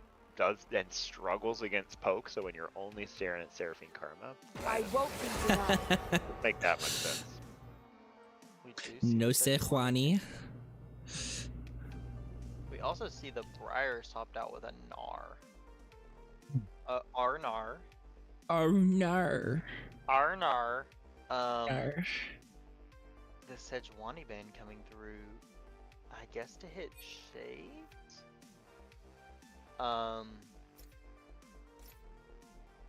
Doubt is the greatest enemy. No Master Yi. I didn't know Gunny was in this game. Yeah, neither did I. I played against Gunny the other day and he played Master Yi top lane. I'm sure he steamrolled. Yes, he did. He built Heart and Steel and Titanic. Oh my god. Yeah, him Yeah, on that's Yi what we shouldn't be saw. allowed. We saw the Morgana. Also, Alawi wasn't picked in that first round either. It was Yeah, they switched the Maokai. whole thing. They've completely swapped it. Yeah, They and didn't there was a follow the rules, but Maokai. that's okay. Right. Because it's what? Not that Come on. serious. What's the worst that could happen? What's the worst that could happen? No, Jinxie. Oh, Aatrox. This is Miles's Aatrox jungle. Aatrox jungle. All Oh, right, sweet Jesus. I'm here for it. There is Zaya after all. I'm calling it now. This is Miles's Aatrox jungle. I mean, we got the Gnar in the top already, so it's got to be Aatrox jungle. It is Miles's second favorite character to play in the jungle, right after Lee Sin. So, I'm excited to see it on stream. I'm excited to see it, period, because that's something I've never seen before. Yeah, Miles is, especially in the jungle, he likes to pick top laners in the jungle. He'll play I see. Darius, he'll play Garen, he'll play Aatrox. Well, we've got our team comps. Austin, what do you think about what we're seeing here? Who do you think is going to win? I'm going for Brahms Babes here. It's Kaiser's Kittens and Orange Otters. I'm going for Orange Otters here. Brahms Babes, obviously. Yeah, I'm going for... Nobody wins. We all lose. I'm going with Orange Otters here. Why? I think they have a really good team fight with the Seraphine Aatrox Gnar combo. The Seraphine Gnar in particular just allows a lot of layered CC. Karma Caitlyn is a bot lane. No, Karma's going mid. Karma is a mid game and early game just destroyer. And with Swain having to be so short range, it's gonna be hard for him not to get poked down. I see it in the future for them. Okay. But also, they have Aatrox and Gnar, and they have an Alawi. So, it might be hard for them to get value off the Aatrox if that Alawi gets fed. And Sam, how would you follow that up? I think that I'm looking at this Alawi as well that Kaiser's Kittens got because that is a lot of weight that Kaiser's Kittens has put on their top laner. Because I don't see Gnar. It just depends. If Gnar can hang in there and hold against Alawi, then I don't know what path Kaiser's Kitten has. So, but if Alawi's ahead, my goodness, it's going to be very, very difficult because Aatrox and Gnar got to get in there. It's going to give Alawi tentacles targets. So it's going to be a very challenging team fight. Yes, they've got the shields from Seraphine and Karma to kind of keep that tanky, bruisery line alive, but it's Alawi. And who is going to match Alawi on a split push? Who you're always having to bring to. However, other than that, I really tend to agree. I think that Orange Otters has a really, really potent team fight. They get to go in there. They've got heals or they've got shields for days. I do like the Zaya pickup here. They're going to be hard pressed to get on top of this side. Calamity has got some serious outplay and protection from Morgana, but it's Aatrox Gnar with all those shields. It's going to be very, very difficult to get through, and Xayah is not the best tank shredder in the game. So I think it's a lot's going to hinge on how these team fights play out, and if the team fights can play out because of this Alawi. Yeah, Right? you know, I think go ahead. I'm leaning towards Orange Otters here, but only a lean. Yeah, I'm going to go against you guys. I'm going to say I'm leaning a little bit more towards Kai'Sa's Kittens. This is because I see two teams that are both very much designed for the extended team fight. We got big sustainers, big engage, lots of control, lots of support between like the Seraphine, the Karma shields, the Morgana shields, the Swain sustain, Alawi sustain, Aatrox sustain. Like the fights are going to be pretty long. There isn't a whole lot of burst unless Seraphine and Karma get like crazy AP for some reason, but I doubt it's going to get that crazy. And then the reason why I say Kai'Sa's Kittens is just because Orange Otters has very, very slow damage. The only person that's a little scary on that team is the Aatrox. If the Aatrox gets ahead, then yeah, Aatrox can basically 1v5 the whole thing and eliminate the threats that Kai'Sa's Kittens has pretty quickly. Now, if they can't get rid of the carries, then as the fight gets longer between Alawi and Swain, good luck taking them down if you can't burst them. And then Xayah is going to be their big damage, which Xayah is very good at placing herself away from danger. Like, she's got the ult to basically keep her safe. She's got a lot of front line. So I think she's going to be a huge game changer here. I think she's going to be able to carry Kai'Sa's Kittens to victory as long as she's able to keep her distance and stay safe. I think the only like out of pocket pick for me is maybe the Warwick. I would like to see a little bit more burst so they can take out the threats on the other side, just because that sustain between Seraphine and Karma is going to be a little big. But I do think that Kai'Sa's Kittens has a little bit of an edge as far as damage goes in these extended fights. Yeah, I'm also surprised here seeing Benjamin highlight top lane. I haven't seen this before. 30 seconds until Because why not? It's Pearly. We go wherever we want. Yeah. I saw the Seraphine come out and I was like, yeah, Benjamin's gonna play his main. And he's playing Gnar. I haven't seen Gnar in a long time. Gnar does have a good matchup into Alawi. Anyone who's ranged has a good matchup into Alawi. So That's as long fair. as Just he make can sure we take the control tentacles that- down. We don't want to fight with the tentacles. Yes. minions have spawned. I'm very interested to see the build path of this Aatrox, if they're going to go into like a team item first, or if they're going to go the full lethality build I've seen on Aatrox. This should be easy. My I weapon is think fueled he'll by probably rubbish. go Sunder first. Oh, that was close. Oh, they're going in. They said, we're taking this blue buff. It's ours. Nature's Wrath. That Yeah, skin that's- is so extra. I love Yeah. it. For us. Yeah. I imagine Miles here will clear his top and then go for either a gank top or an invade into the top side jungle, because he knows his bot side is gone. They got the vision on the red buff or the blue buff being taken.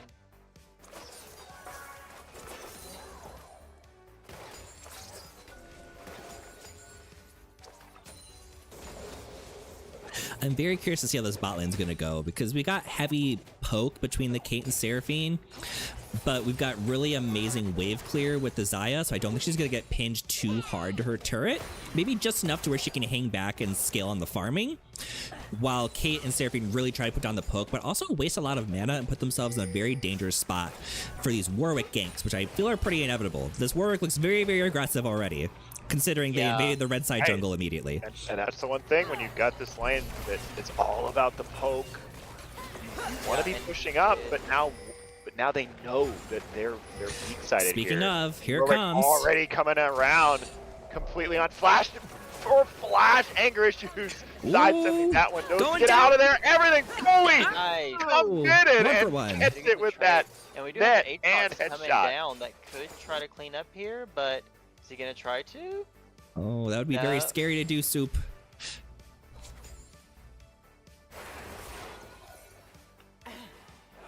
Looks like he's going to. No, he's gonna go for an invade into the bot. Oh. jungle. And Try Warwick's to running 1v1 straight this there. Warwick. Shrimp is Yeah. gonna be there here, opting not to secure that kind of handshake trade. Oh, he's not going to see it because he's starting the Krugs first. And That's so here funny. They're trying to right be next to each other. Sneaky. They have no idea. And Moth's gonna get away with this. Shrimp's about to be very confused. Like, when did you get in here? When did this happen? But then we'll know that their blue's up, so we'll be able to still get a 3-quadrant advantage. He did on ping it. He's Zoom. like, oh, it's gone. Oh. Oh. Aatrox is going to walk over some vision, maybe. Okay, he's going to go the other direction. He's gonna secure the scuttle. I think he's gonna look for a fight here at the chickens. Chicken fight. Right in. That darkened blade just wailing away on that wolf. Machine gun Kirby arriving. Snare connects. Shrimp wheels. Trying to close. wheel out of there, but can't find it, and it will fall. That snow that happens when they're in that zone is so cute. I know. It's that skin specifically that does it. Everything else usually looks like water. Quality Alawi skin. Quality. Oh, it's snared! Calamity and darkness. Oh, the green! Flashing. No, Oh. blade collar down. Couldn't quite connect with the We're damage. actually getting an insight into the invitational bot lane. It is Shades versus Tiltree. No, we're gonna see Oh. Dirk. We're seeing Dirk, not Tiltree, in the invitation. JK. My bad. Oops. We're seeing one of our invitational ADC.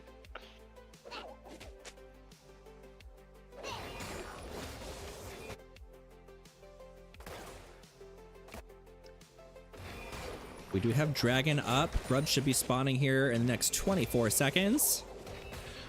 And with how like interesting the early pathing was from both these junglers, we may not have just a standard split map situation here. So we'll have to see We how got that plays ults. out as we jump right Cast in. 'em. 2 ults. Bam.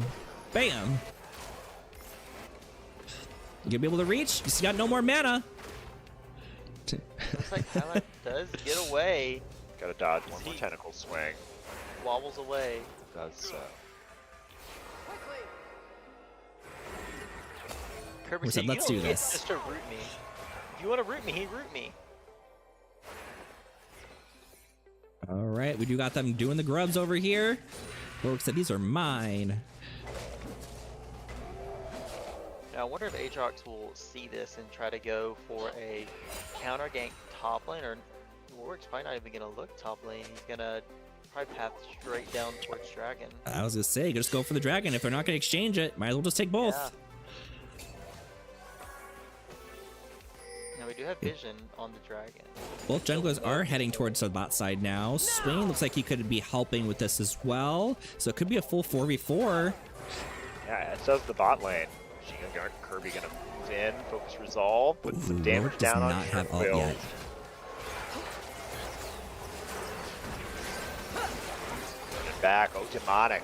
Ascension coming down. That means the Queen of Darkness is going to be able to pick up Maul with the soup. They're looking to continue this one, though. Soul Shackle's still available, and Featherstorm is not quite up here. So Machine Gun Kirby Queen moving is in. A in second there. stare's going to land. Demonic Ascension doing so much damage for this Swain.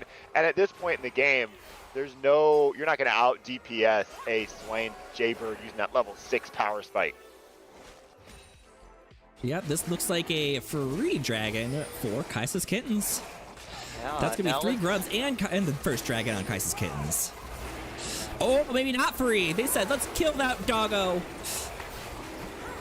Shrimp now down. Machine Gun Kirby making it back. Demonic Ascension has now fallen off, so Swain does not have that sustained damage. Does have that Death Hand. Not quite enough to shotgun away the Oh! machine gun. Ma But takes this it. time, Mike Ma will into- come in. Wow. The Q onto After- Swain at the same time as you're smiting the dragon. After all that was in fact picked up though by Kaisa's kittens, who looked like they were going to take that easy instead. Required a little bit more bloodshed, but still picks it up. Wow, that's wild. Yeah. I really thought that the Aatrox had got it there with the smite. I thought so too. I thought I saw the animation thing tell me that Yeah, Aatrox me took too. it. But okay, it says Kaisa's kittens got it, so they got it. Congratulations. You're number one.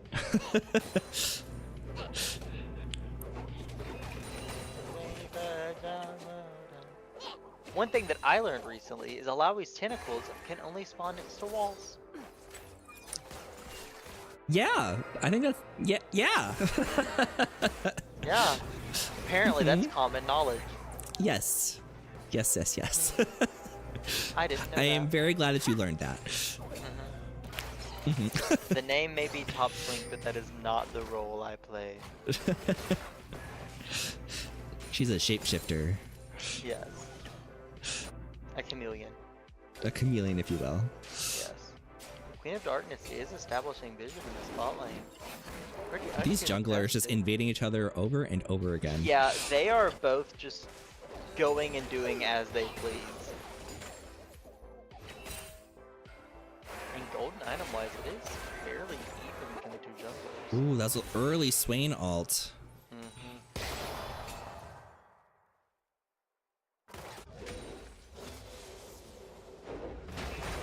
Oh, got the ult, knocking back into turret range. Nara's Take a going power for shot. it.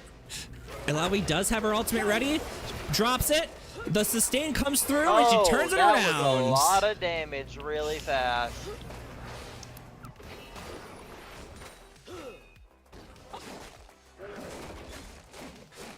Just trading top side for bot side. Shrimp Wheels is really showing some jungling skills this game. I didn't even know he played jungle.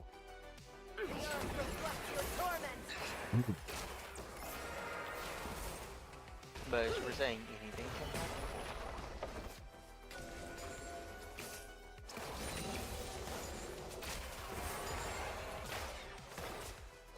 A very neutral point, but we do have the grubs being started over here by Warwick. That would be all 6 if they can secure them.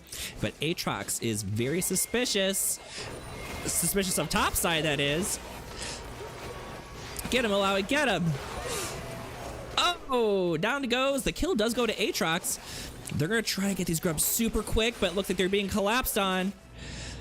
They've And got, Swain they does need have to got get out of here. 5. They have the 5 Swains available. Oh, he does. Our have it. Demonic Ascension available. Gonna start taking those health bars he missed the away. ult! Oh, we Still just did just this on the Warwick ult. missing the Infinite Duress. But you still have a big Swain. Do you have enough DPS? Oh, Not available. So they come away with the kill, but they do come ahead here. 5 grubs claimed. That's really what they needed. we Yeah, do that's all see you need. Aatrox finishing the Divine Sunder. So that's a big power spike. He has a lot more healing than he used to. Yeah, we were saying in Champ Select that the Aatrox is basically the key damage dealer on Orin's Otters, and he's got the potential to carry the game for sure, considering he's 4-1 already, finishing the Divine Sunder. Sundered Sky. And then, like I was saying, the Warwick is kind of the out-of-pocket pick. He is going 0-4, just because he doesn't have the burst damage to take out the threats, and he's not going to be able to out-sustain at least the Aatrox in these fights. But we do have the Xayah getting ahead. She is 3-1, and Xayah is the key damage dealer here. So if we've got Alawi and Xayah getting ahead, and Swain even doing okay, I think they still have a solid chance of taking the victory on this one. I believe so as well. One thing we're kind of missing is when we were looking at Karma, we were thinking just about the shield, but the amount of utility Karma has gotten out of that root has been astronomical, locking down 2 of Aatrox's kills, keeping the Swain at bay mid lane. It's been really crucial.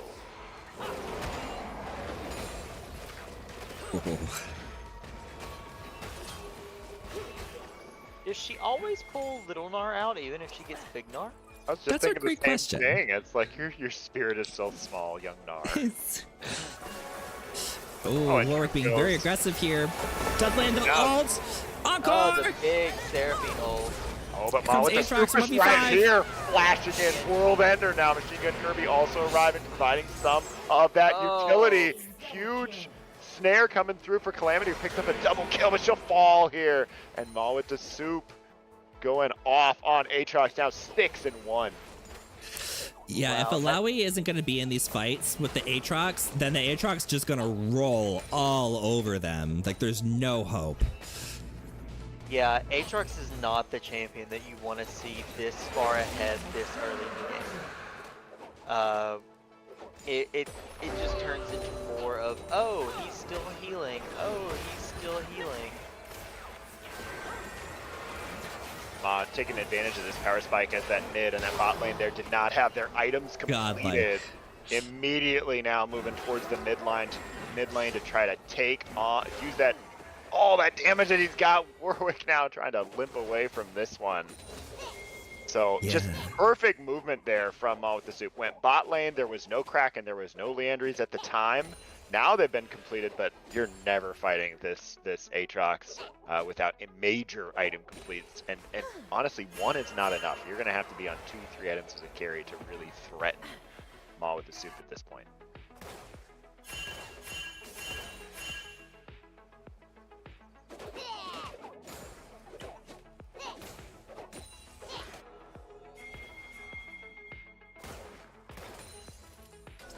Yeah, we really need Alawi to finish off this top turret here in order to be able to start roaming. Because the longer they're up here, the faster this Aatrox is going to spiral. We do have Rift Herald available. If you're Orange Otters here, you want to just get Ma with the soup and Machine Gun Kirby together and just make magic happen all over the Rift, because that duo is impossible to kill for Kaiser's Kittens. They need to take advantage of this power right now, and they're going to go ahead and move that power into the top lane. Leap of Faith coming down, and they wisely back off. Sal's just going to go for a tower dive. Benjamin High Life just trying to stay alive, but it's not enough for the little Yordle. Warwick's like, I'm just bait. I'm just here to take you away from the Alawi. Run away. Run away. Come out. Karma, get the root on before he comes out under the tower. No.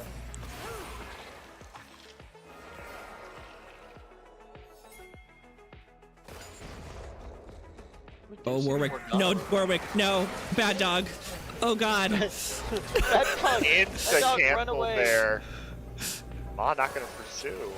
Time. Oh, he's Okay. thinking about Whew. it. He said, I might. All right, the top turret is down. Alawi has the chance to leave the top lane and participate in fights. Machine Gun finally finishing off the target there. Jaybird going down to that monster powered Q. Oh, taking the whole jeez. barrier. Oh, Thought you had it with Feathers. you Storm. thought. Not enough. Hanging on by the hair of his chinny chin chin, like. Yeah, if Kaisa's Kittens wants to turn this around, they need to get to the point where it's Swain, Alawi, and Zaya together. Oh, I don't. Now, That's No dangerous. trap available was just used in that rush, and it'll be the Vision of the Empire there, providing the damage to finish that one off. Tiltery now trying to run away. Trap! Whoa. That's going to be a headshot. Three though, and you're flashing in and into three. Root, insta snare. Oh, That's gonna be no. Aaron Turn the getting shut fight down. around. One more Tiltery, auto, one you more have auto. it. Oh, that's not enough. There was no crit. Oh. Nah, this Wayne can't quite find it. Tiltery. Karth assault. Karth assault. Please. Rocket. Ezreal. I can't ping.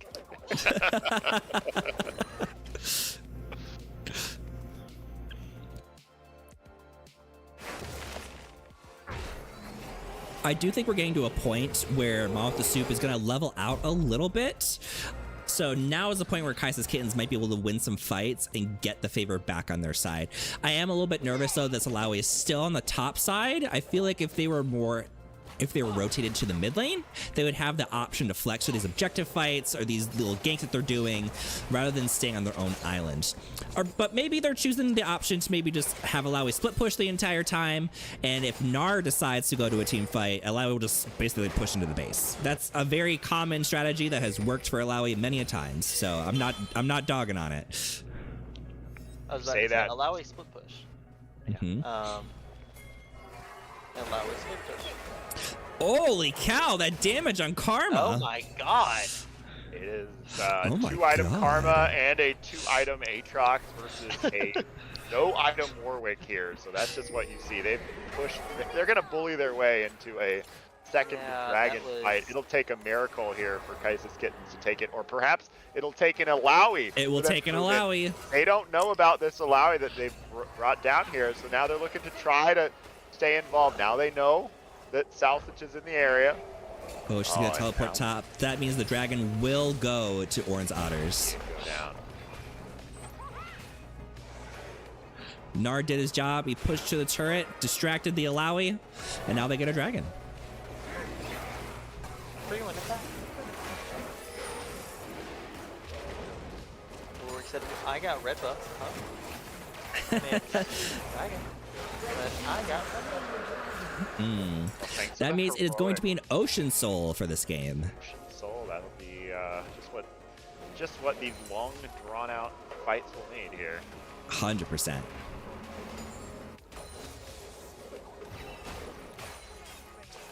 Warwick has finished his Blade of the Ruin King. And Calamity State, she's going for a Kraken rapid-fire cannon boots of swiftness here on Zaya. So an interesting build there. Not too familiar with that one. No, I thought that was a pretty common build. I mean, I know Static Shiv has been really popular with them as well, but I think this is a pretty common build. I haven't played Zaya in a minute, though. Ooh, we're going to try to fight the Alawi. She's in the ult, but she's getting beat down. Oh, but the healing is insane. Gets the Gnar with her. This poor Gnar. They were able to get the mid turret for Kaisis Kittens. That's just more gold going on to Karma. But Karma does fall off in the late game. Yes. In the early to mid game, she is oppressive, to say the least. But One of the things. Oh. no, what were you saying? No, absolutely. I thought that they were going to make a move there. Lots of pings are going down into the bot lane, but it looks like they've decided to back off even with 4 versus 2 here. Yeah, Seraphine ult under a tower is not in a predicament you're in yet.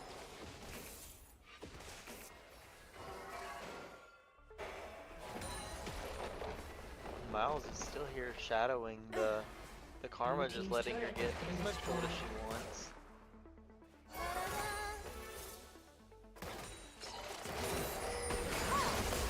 Ooh. Goes down. That means the snare will soon follow. Oh, the pull didn't go Away. off. Blade collar not quite there. It is the one advantage of the more common Essence Reaver Zaya build is you have a lot more cooldown. Oh, reduction. the greed. Shrimp wheels, The went all the way greed. in. Duress goes forward, immediately stunned, charmed, snared. You have no more health, Shrimp wheels. Bad dog. Yeah. Anger Issues said, I'm gonna paste go across my keyboard and you're gonna pay for it. Oh, that's a lot of damage coming from an Aatrox. that was a lot of damage. They need to grab some anti-heal and fast. Yeah, and armor. Yeah, and everything. It's like you have, at this point, you have a Bruiser and Assassin hybrid with lots Yeah. of unlimited sustain.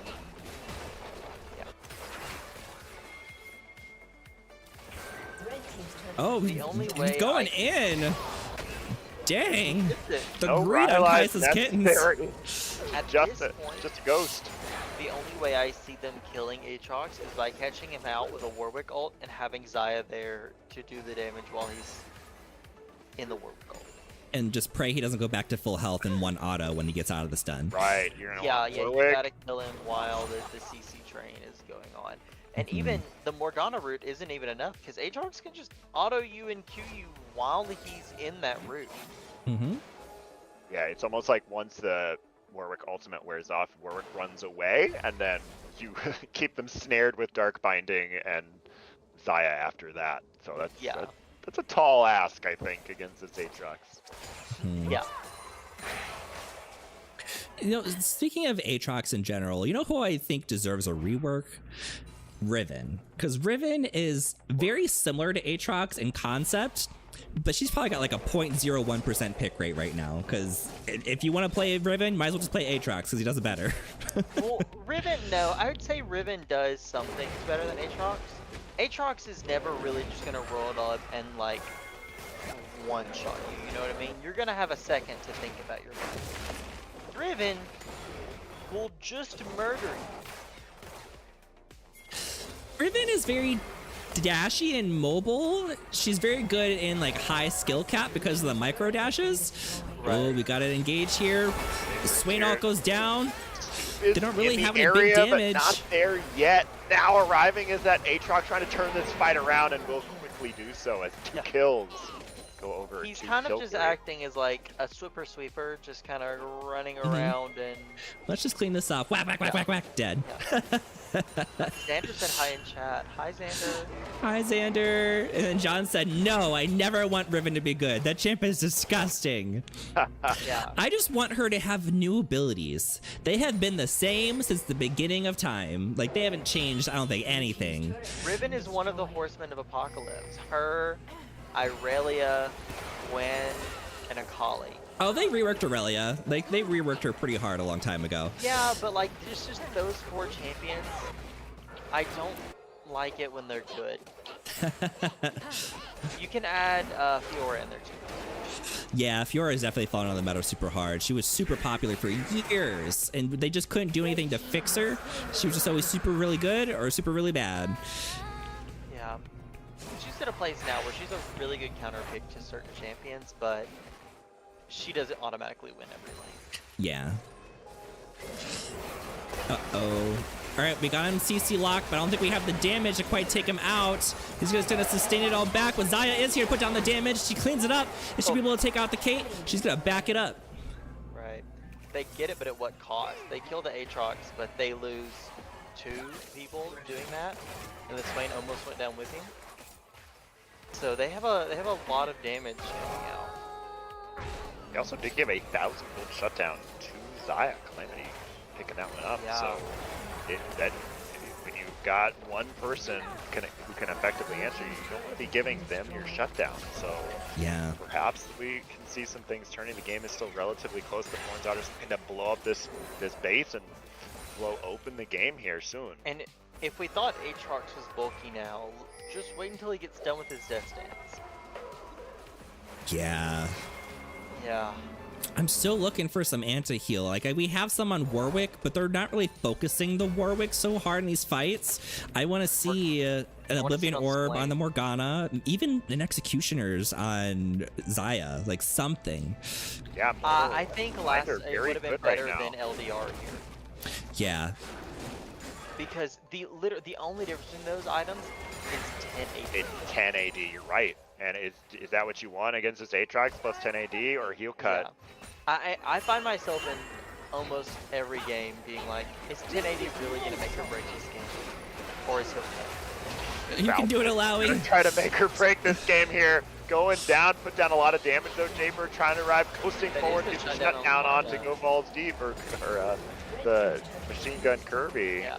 And Tiltree Riz really has taken advantage of his Fed teammates and picked up a bounty of his own just by taking what he can. And it's starting to rival the power of the style. What I don't love, though, is that Zaya has been the split pusher in this bot lane for a little while now. We have the Alawi and the Swain attempting to have these fights, but they don't have the damage to back it up. So if they're going to have someone split push, I feel like it should be the Warwick. Like, he's already very behind. Let him go get the farm. We need Alawi in these fights. Not Alawi. We need Zaya in these fights. Hardcore. But there's going to be a Baron going to Orange Otters, and that puts them at a nearly 4,000 gold lead. And 3 dragons. They are 1 away from their Ocean Soul, which will be back up in 2 minutes. But here's the question. Do you want Warwick split pushing when he is your only good lockdown on the Aatrox. I would rather him be doing the split pushing. I mean, yeah, it'd be great if he was in team fights too, but if they need to put pressure on the lanes, I'd rather him be split pushing and keep the Xayah and Morgana available for the team fights with the more ahead Swain and Alawi, just because they can actually survive in these fights. Warwick gets an ult off, which could take out the Aatrox, yes, but it's a dream that they're going to be able to manage the team fights and keep pressure on the other side lanes. So I'm picking the lesser of two evils here. Yeah. Always difficult here.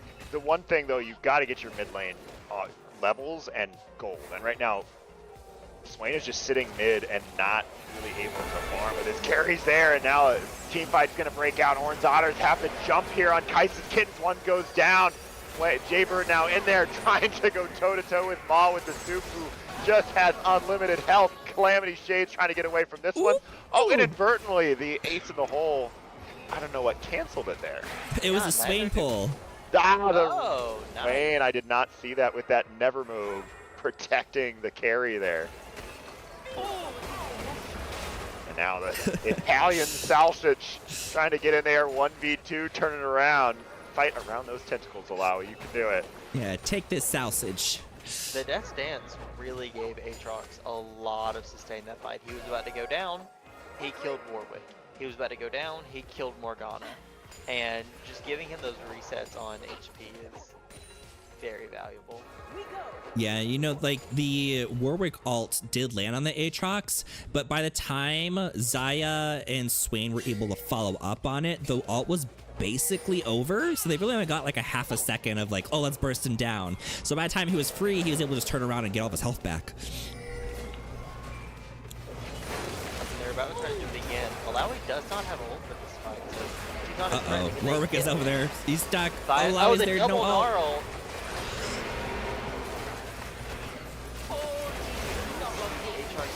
Try to claim. Alawi has ult He's again. going low. Didn't she just use it top lane? It's always up. Go, Alawi, go. Oh! Big Seraphine ult! Xayah doing the split push.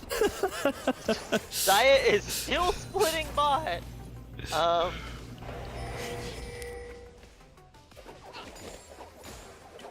Right, we do have that dragon up, so that would be soul for Orange Otters if they decide to focus on it. What a huge win there for Kai'Sa's Kittens. They brought down the Kraken.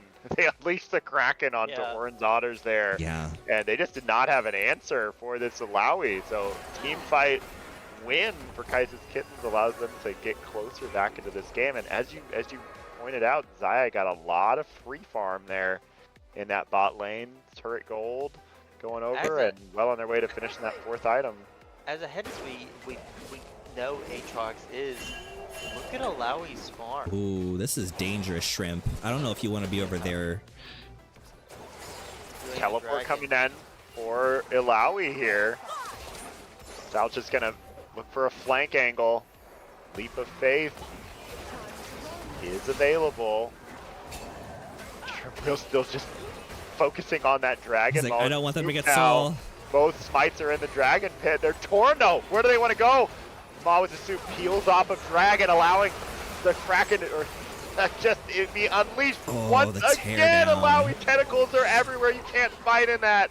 And right now, that means Orange Otters, it's gonna have to run. 2 big wins in a row. Yeah, that Alawi is big. Level 18, 275 farm. One item off, or half of an item off from full build. Yeah, like we were saying, the Aatrox and the Karma have leveled out, and Alawi is just getting crazier. Xayah is just getting crazier. Swain is making his way into the fights and surviving longer. So the meter is just like leaning more and more and more towards Kai'Sa's Kittens in these fights. Even though there's a very slight lead on Orange Otters, it's only 1,000 gold, so it's really even right now. Yeah, we've seen it go from 9,000 to 1,000. And in the chat, Blaine said, I don't have enough bits to fart, so here's big fart.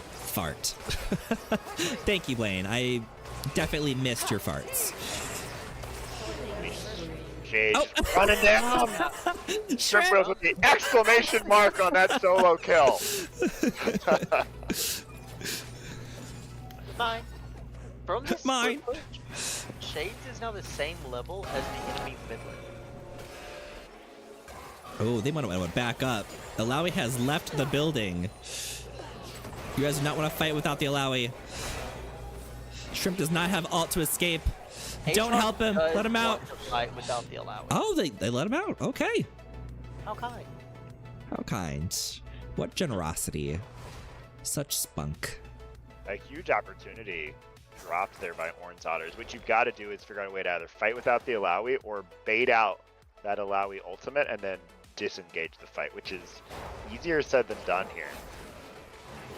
This Xayah split push is so weird. Like, I get she has the pushing power, but the fact that she's alone and splitting and like doing it successfully is kind of Yeah, insane. that's what the fact that she's been allowed to split push for so long. If I was ADC trying to split push like this, Murder. I would have 5 people coming bot trying to spit at me. Yep.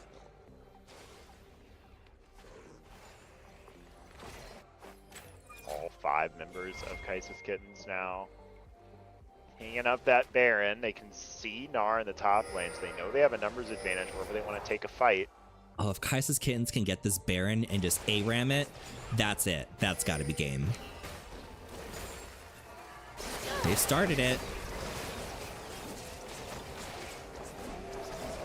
Daughters suspects it, doesn't know about it yet. It might be gone before they get Baron. here. They're going to be a little too slow. It's gone. Cleanly taken for Kaisa's Kittens. They'll all reset. It's up and back. But That I mean, back. you see them all. Let's see how they want to split up. Are you going to send Alawi to bot lane and Xayah to split, or are you going to actually group as 4 while the Kraken Priestess? I think they're going to put a bunch of pressure on all the waves to get them on to Orin Otter's side, and then they're going to choose a lane and push in from there. We do see Xayah with the team. Where she should be. Yeah. I think they Tomato decided is this surprised. correctly. I think having the Alawi in the bot side's great, and then they're pushing as 3 in the mid, so they can put that pressure in the mid, and then they can either decide to go meet the Alawi in the bot side, or Alawi can meet them in the mid, depending on which lane gets the most pressure. Or if they get a kill, like if this Aatrox tries something and gets kicked out by the Alawi, then they can all just collapse down bot and basically rush it in to win the game. But if she gets caught out and dies, that's gonna be really bad. Yeah, trying to find a flank onto Italian Sausage, but Queen of Darkness finds Ma with the soup instead. Calamity just waiting, throwing down some feathers. The Need Warwick siege to is get to a on here lane. for Kaisa's Kittens. Warwick, stop clearing the camps. Get to And a you- lane. Yet another test of spirit lands. You have to start dodging those Orange Otters. It's too much damage at this point. Warwick is just trusting Alawi- his team to go win the game. Yes. And clears camps. They Alawi has 2 damage. yet Italian South is making Ilawi's test of spirit look like a weak click here. Just hitting them all.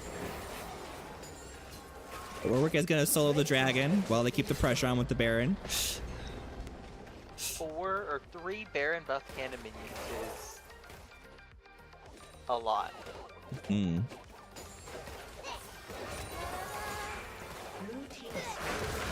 They get it. That means both teams are 1 away from Ocean Soul. Looks like everyone's gonna They choose get to reset gold lead. here. Biggest goal lead of the game now for Kaisa's Kittens, who has fully completed their comeback and in the driver's seat of this game. Can they find a few more 1 fights? They've taken all the last few. We did get Don a is second our source of anti-heal on the Alawi with the Thorn Mail, so at least we have 2 Thorn Mails. Alawi is the first person to reach full. So let's see where it goes from here. Are they gonna close on Miles here.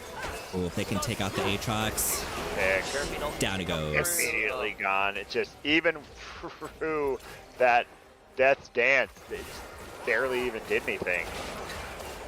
Oh, Swain taking some big damage. Ace in the hole.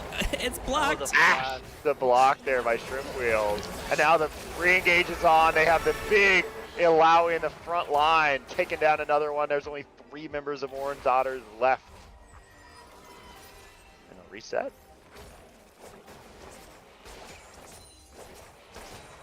Man, Illaoi and Xayah breaking 300 CS.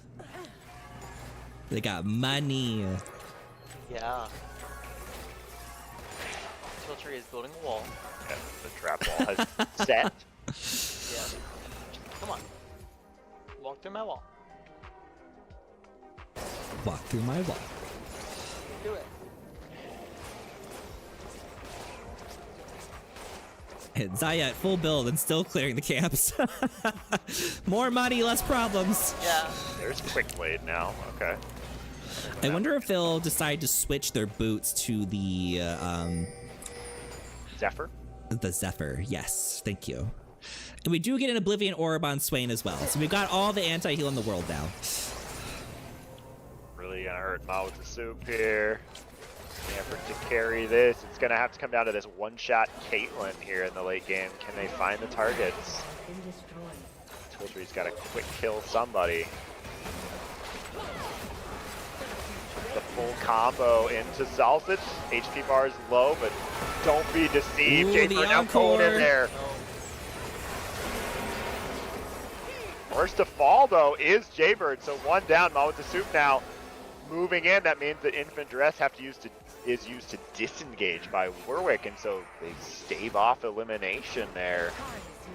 Backpedaling just enough to prevent Kaisis Kittens from finding anything. And they just need to get that last inhibitor down. It would have been 3 inhibitors. So that would have been double super minions. Well-timed hold here for Orange Otters. That's going to give them a little bit of breathing room. They don't have as many super minions to deal with. And Baron's up, so they're going to have to try to make some other play. TS5.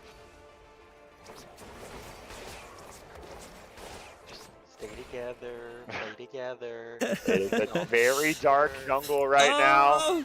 Salsage Okay, going to they're move like, in. "Never Oh, mind." a test of Spirit missing there for a change. So no big chunk on the highlight. Get the Aatrox sold. We got the ult off. Oh, but Aatrox does get out. Oh, 4-man ult! And Bernard. Oh, is Aatrox gonna go down? He does! Illaoi is still hanging in there strong. Xayah still got her damage being dropped.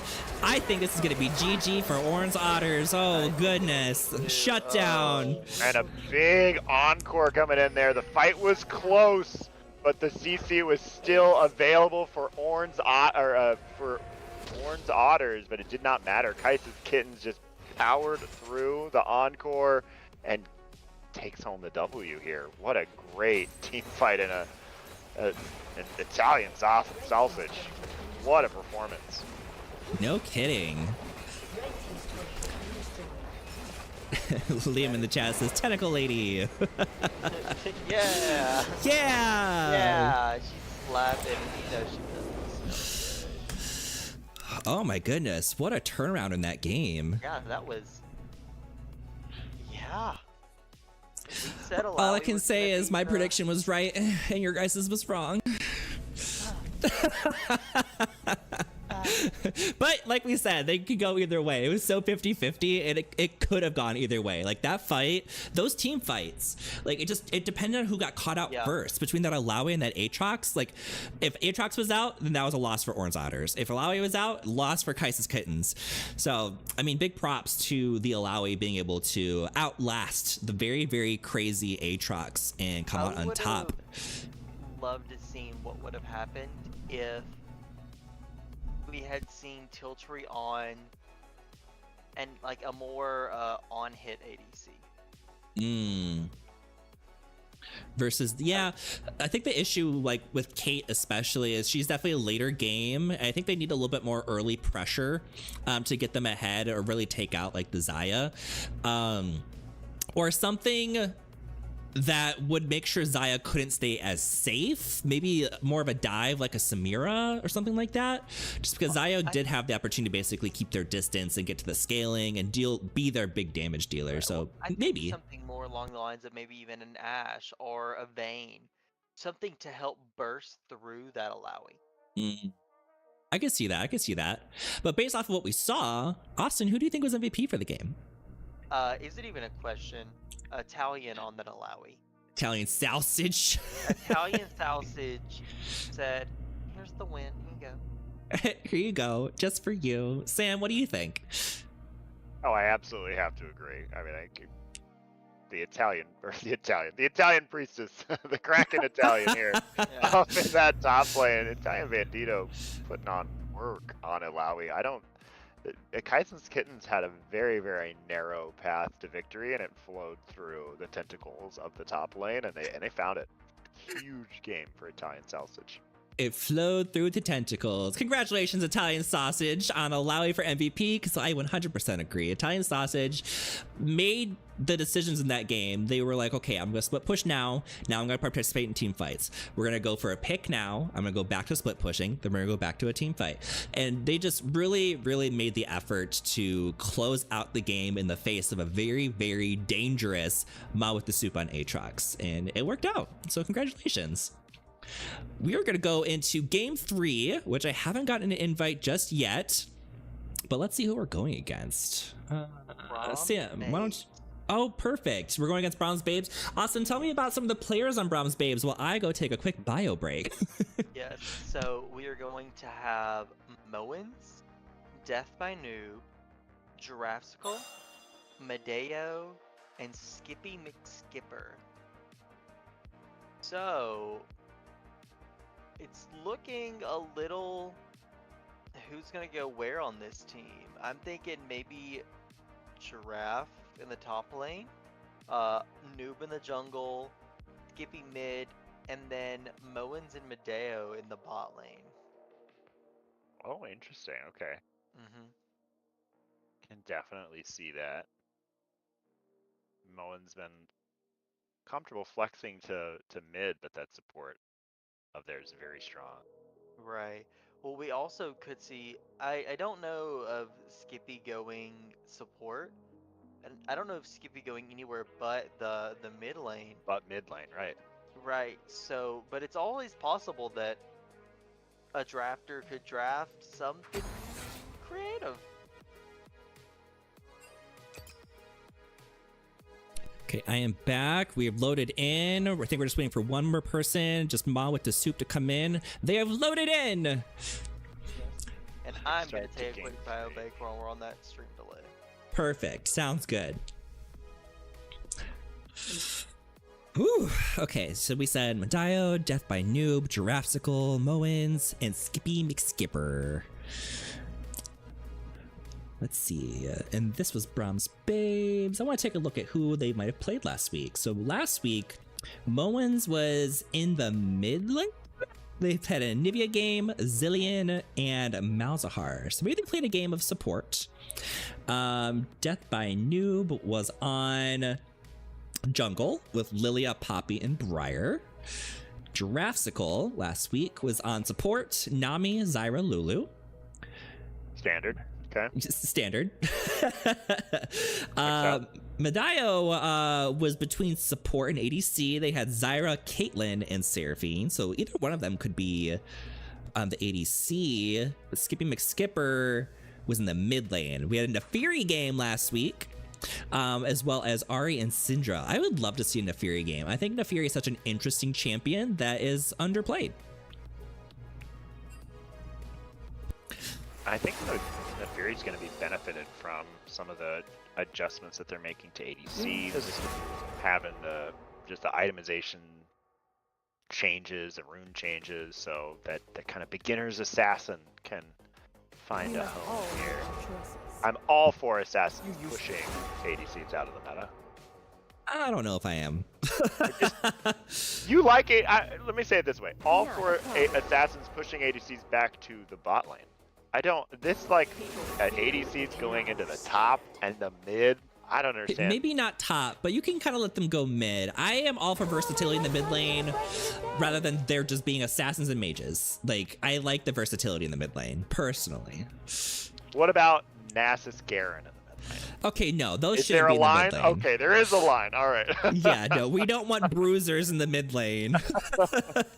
But we can add ADCs to the mix of mages and assassins to the mid Because lane. ADC's mid is what's enabling Garen Nasus to exist there. So No, maybe not. I don't need Lucian back in the mid lane either. Like, that's a no thanks. Oh, we got a costume change from Austin again. Yes, my head Austin got costume hot, change. so I decided to return back to normal. I took my I love thinking it. cap off.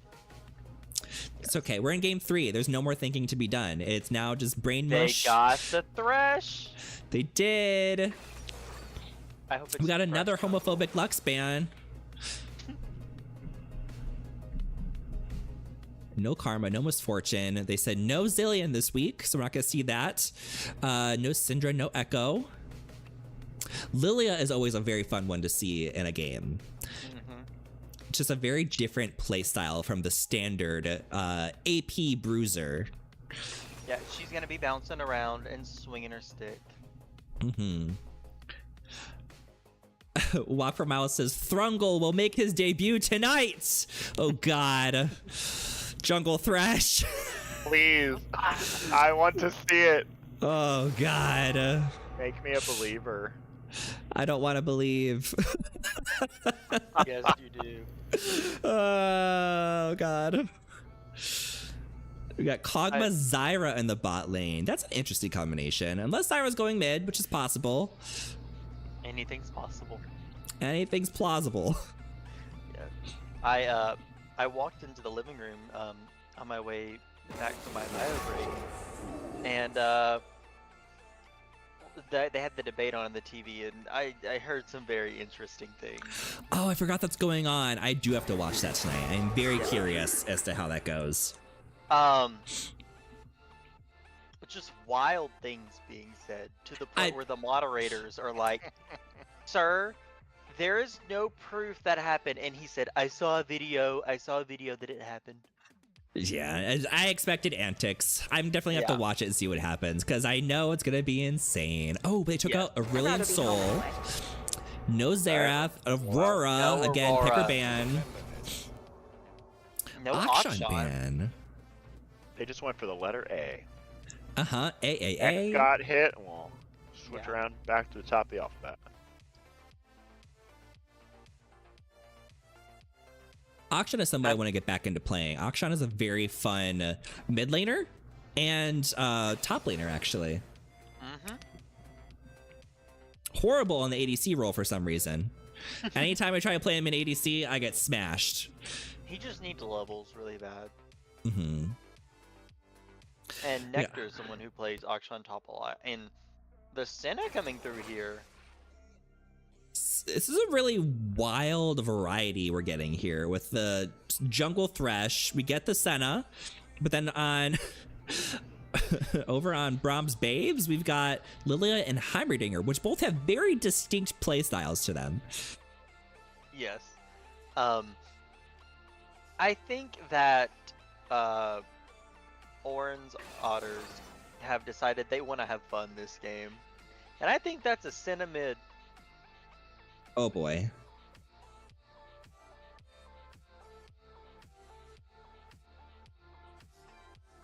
I'm excited. This is going to be a fun game to watch. This is gonna be chaos, which I am excited for, I guess. Yes.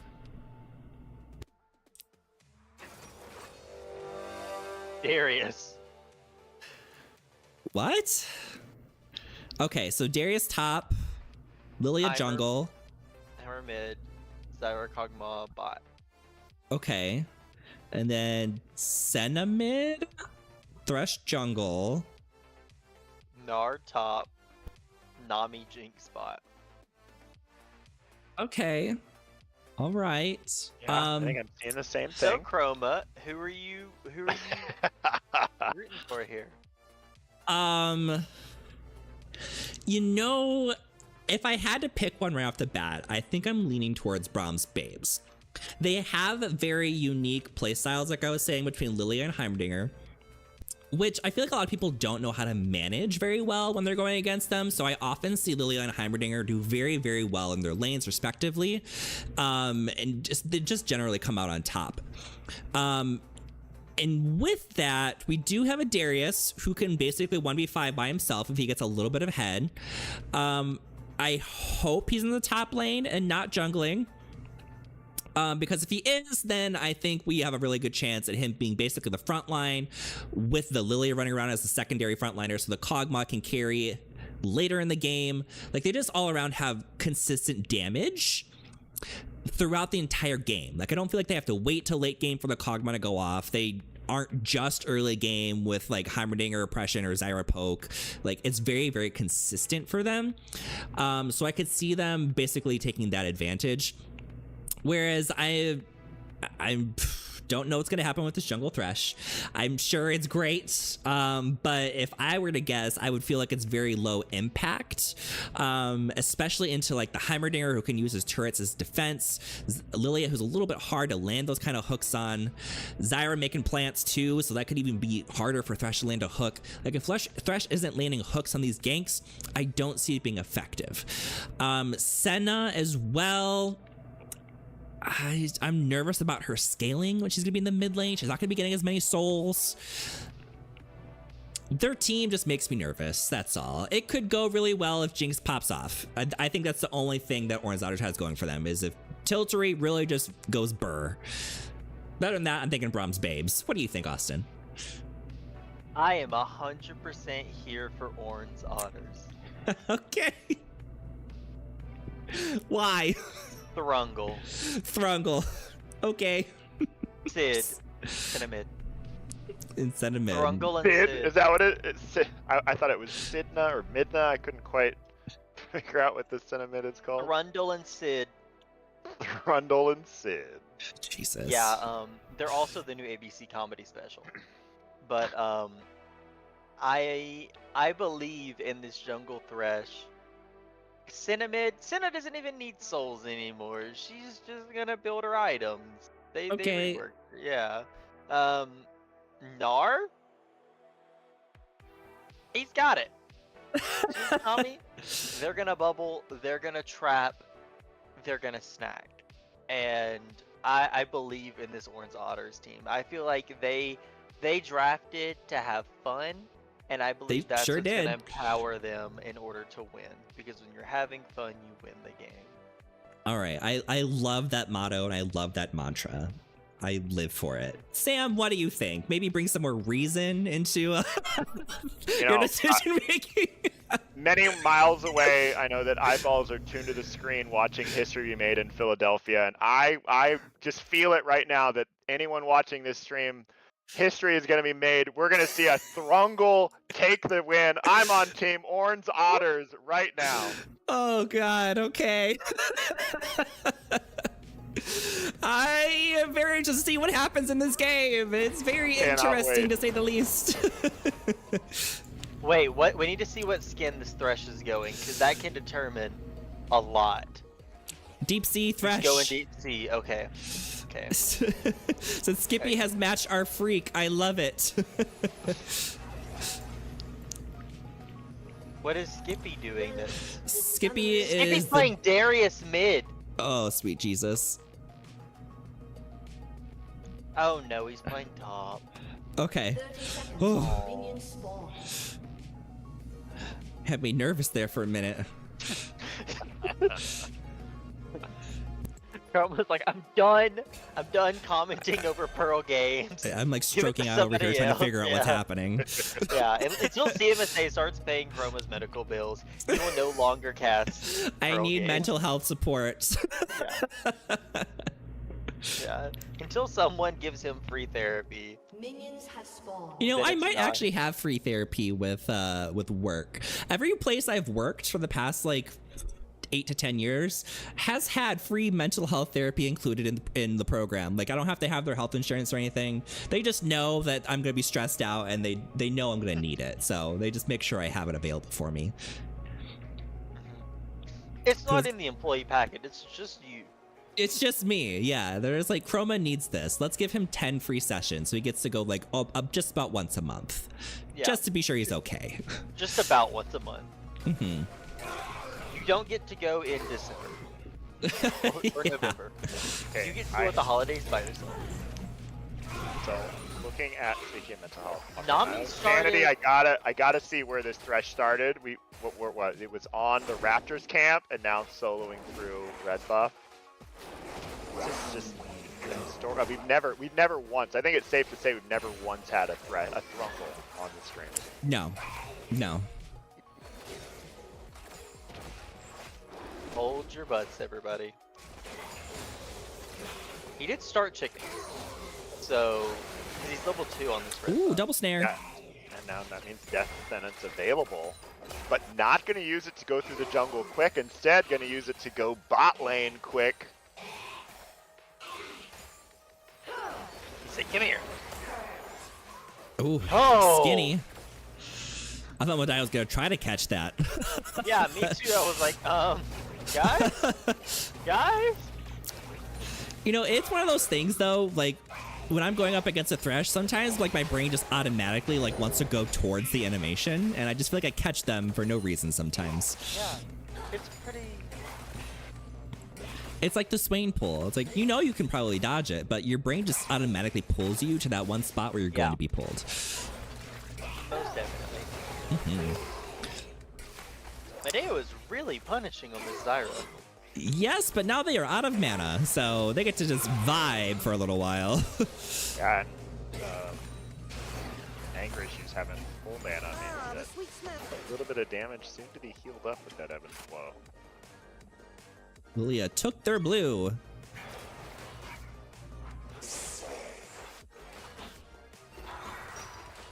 Said, these are mine. Oh, Nara's in a very tough position to be ganked right now. Okay, they did notice, maybe. And Heimerdinger's just being very aggressive on the Senna.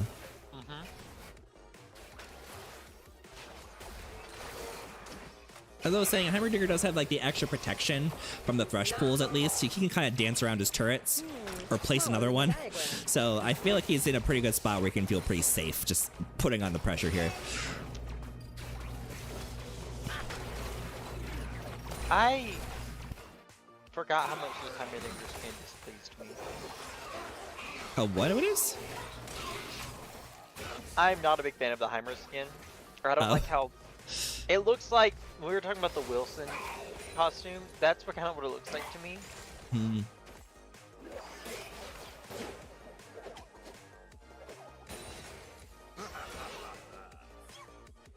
Well, we're 4 minutes in and Darius hasn't got a kill. So I say top lane's going pretty well. They did just crash a big wave in. It looks like they're going to reset, maybe come back with an item, and then go for the all-in as they become level 6.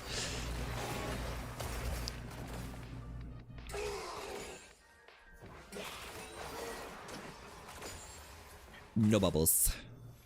Dio still has no mana, so they're really missing out on the opportunity to put some damage down. They want to try to shove that in and reset as soon as possible. Lilia has started the dragon. Thresh is on this side. This is going to be very interesting. Checking for vision. Walking in behind. Aqua Prism lands. It's going to be a follow-up. Deathman forced to flash, but Medeo kicking down. Flashing, getting excited. Are they going to check the dragon? Oh, they aren't going to check. Jinx could have gotten that if she would have taken the lantern. Yeah, she needs a little bit of help here. We either rush that down. I was driving to do so. She helped. All right. Hextech Drake goes to Brahms Babes.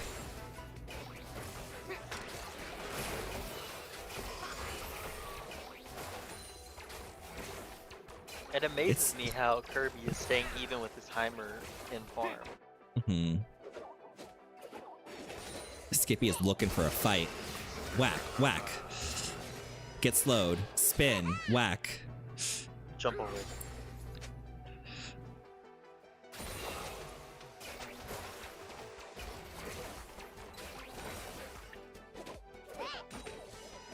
Oh, that's right. Change. It does say we're playing Fortnite on Twitch. Oh, that's my own fault. I can change that. Edit. We were playing League of Legends. Done. Smaller than the diagram.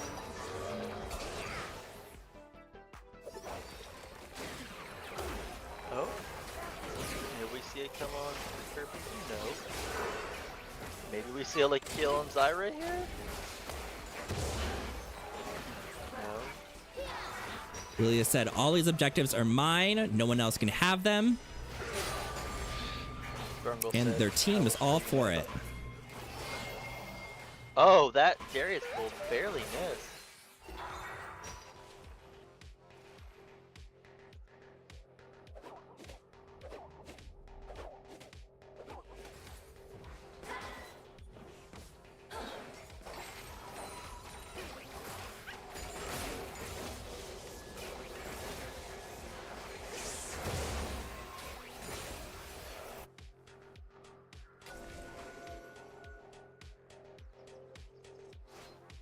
Every time I see this Thrungle just attacking, Right. it warms my heart. They are going for a tank build, it looks like. We got Bomby Cinders for their first item. I was hoping I was- we'd see Bruiser Thrungle. I was gonna say, I was very curious if we're gonna see like an ADC or a Bruiser, AP even. Yeah, But no, I've we're gonna seen- get a tank. What is the I- Bruiser Thrungle build?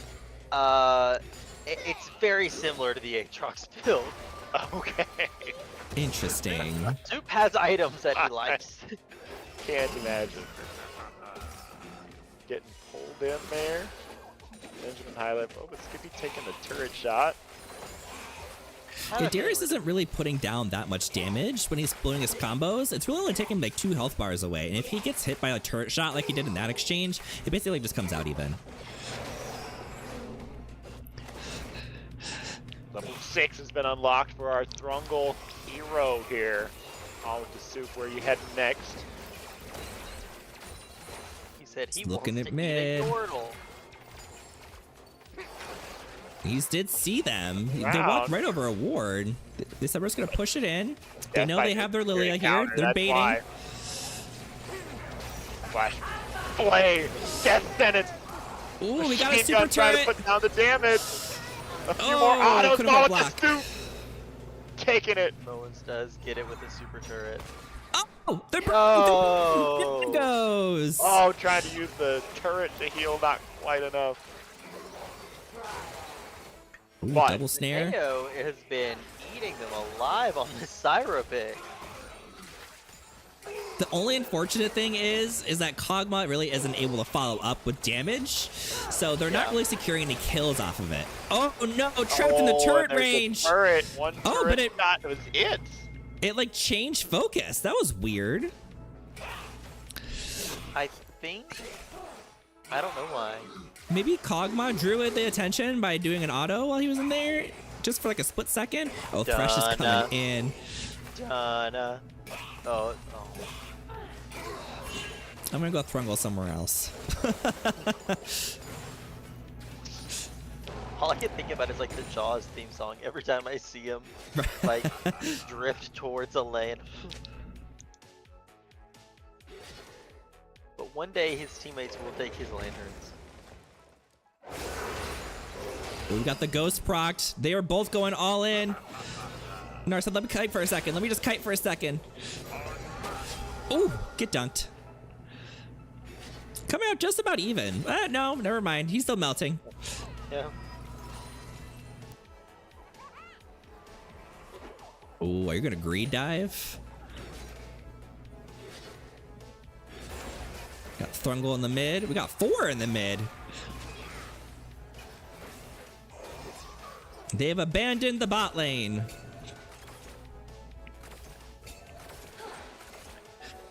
There's no objective up here, so I'm very curious as to what's happening right now.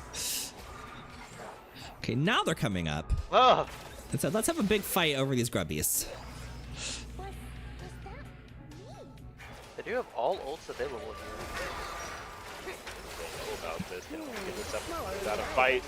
The chain warden moving in. Trying to find something or at least smite away these last Uh-oh. two. Gas sentence lands, Medeo going in, flashing forward. Stranglethorn's gonna find 3 with the knockup. But it's not enough damage, so Orange Otters has full control of these grubs. Will secure 2, but 4 claimed by Brahms Babe. That's all you need. That's all you need. You know, I don't know if it was worth rotating the entire team up there. Like, we got Kog'Maw basically taking the bot turret. They ended up getting 4 anyways. They only got 1 kill out of it. So that was really interesting. I can't remember the last time I've seen 5 people dedicated to the grub fight. Okay, that's a lie. I remember when they first came out, like those first couple of months, everyone would send everyone up to grubs because grubs were so busted you had to get them. But like the past few months, like the grubs are cool, but people aren't sending full teams up there. Yeah, I think Nami should have went. I think Jinx should have stayed bot and landed the Kog'Maw and gotten that solo XP. Because now Kog'Maw has a 2-level lead over Jinx. Yeah, and almost that whole turret. My goodness. Yeah, that's a lot of gold. Ooh, Frungle is here. The flame choppers follow. Oh, swing and a miss. That sentence so good, and now Lilia's here.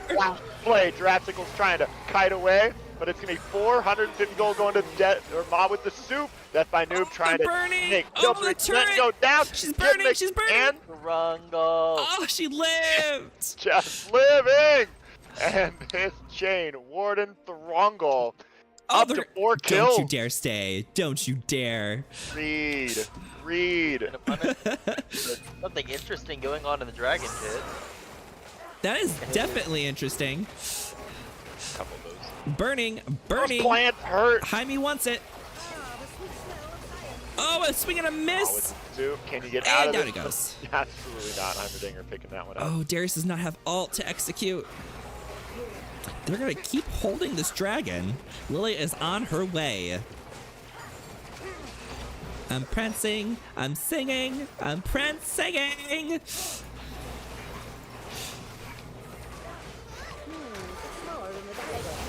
And it goes to Brahms Babes for 2 dragons in total. It's going to be a Chem Tech Drake. Tiltree slowing. Oh, the flame choppers landing, but now the rest of the team here to help out Kog'Maw. Skinny. Tiltree just evading that one.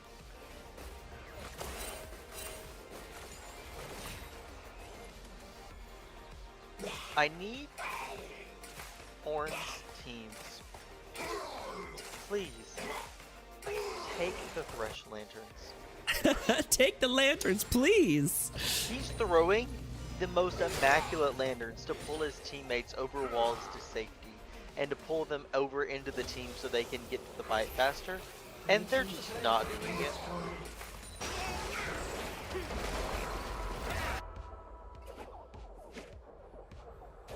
All right, it is 5-5. We've got a 4K gold lead in favor of Brahms Babes, and they are securing all the objectives. They got 4 grubbies, 2 drakes. This Lilia is now 3-1. The only fed person on Orange Otters is the Frungle. Yeah. Blech. I think, honestly, a lot of that 4K is just on Giraffe with all of that plate gold. Take the lantern Actually, to let's take a safety. look here. Take the lantern to safety. Yeah, we got the Kog'Maw Giraffe at almost 6,000 gold here. Everyone else is actually Lilia's at about 6,000. Everyone else is closer to 35 or 45. Abusing the Gnar, executing, get dunked. Bonk.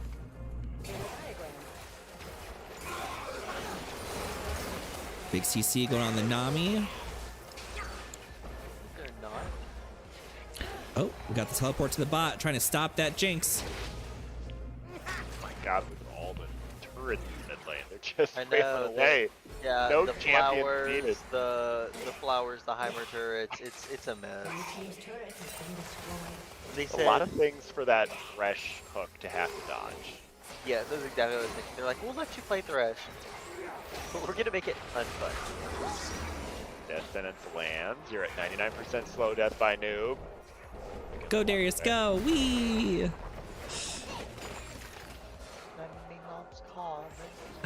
Broom, broom.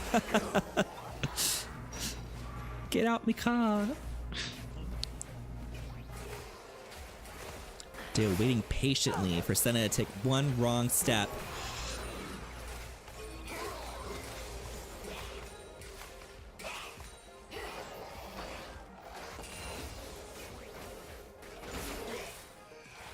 God, every member of Brahms Babe is doing very well right now. Bronze Babe is really trying to put the pressure on the mid lane, but they are very, very slowly whittling down this mid turret. Yeah, between Senna's sustain and Nami's sustain, it's gonna be hard to keep that lane down. Oh, I thought that snare was gonna hit Nami for sure.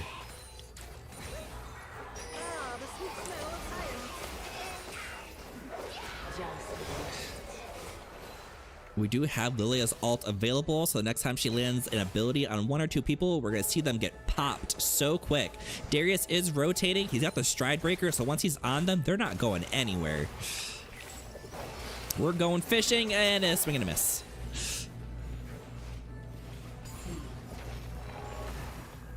Alright, Rungle. What is the next play here? There he Down. is.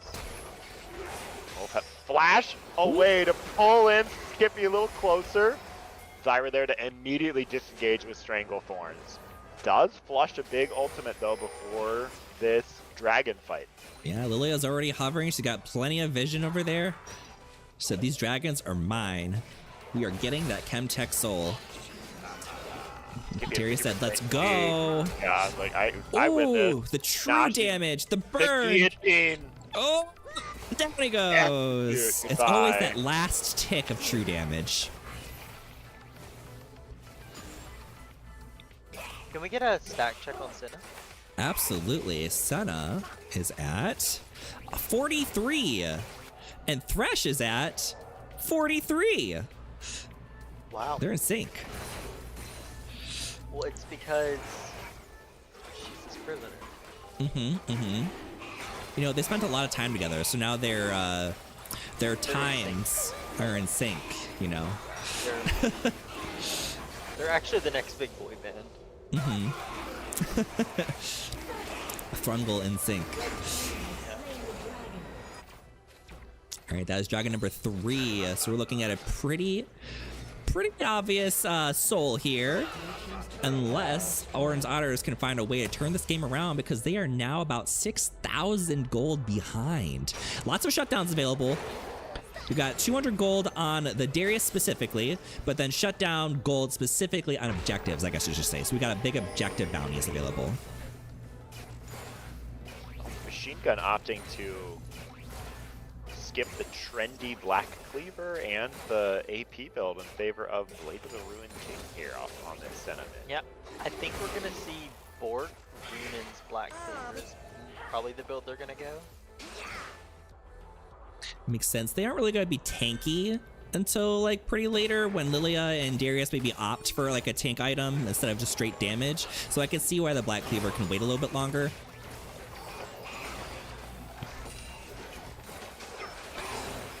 Just waiting for someone to get caught here. Thresh is looking to get a hook. Giraffesicle put down so much damage with fire. We got a snare on the Nami. Sidestepping the sentence.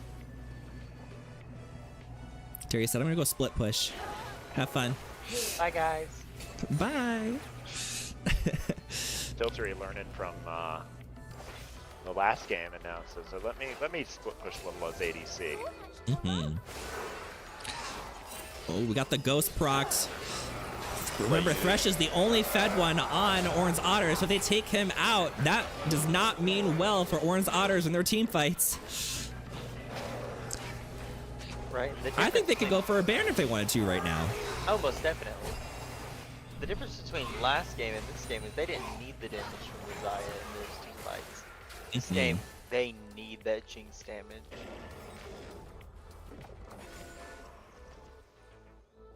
Lilia is out for blood.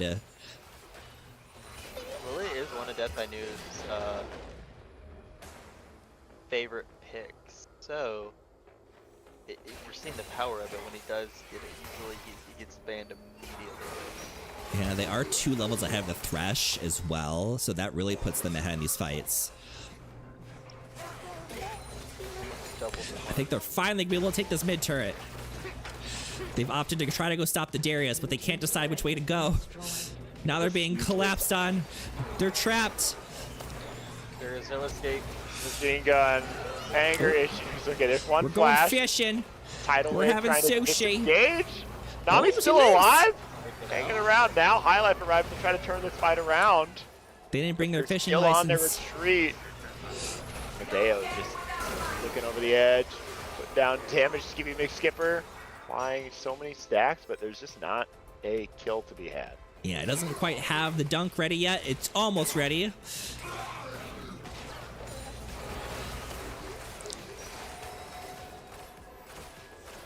We're just looking for someone to sleep. Actually, the Lilia ult is down. Or someone to hook. Someone to hook.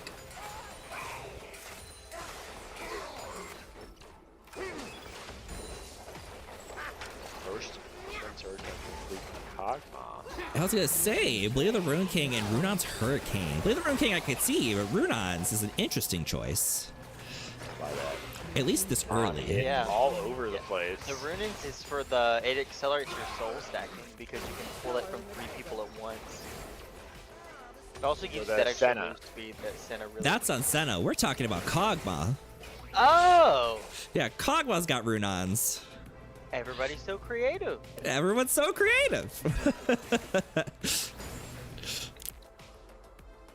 Yeah. I mean, not a terrible item on him. Just I feel like Ginsu's or the Oh, what's the- I get it. Actually, it was because of the theme. Because they have 3 people with Leandry's burn, and so they need to shoot 3 bolts with the auto attacks as well. So that's just Yeah, the theme yes. of the team.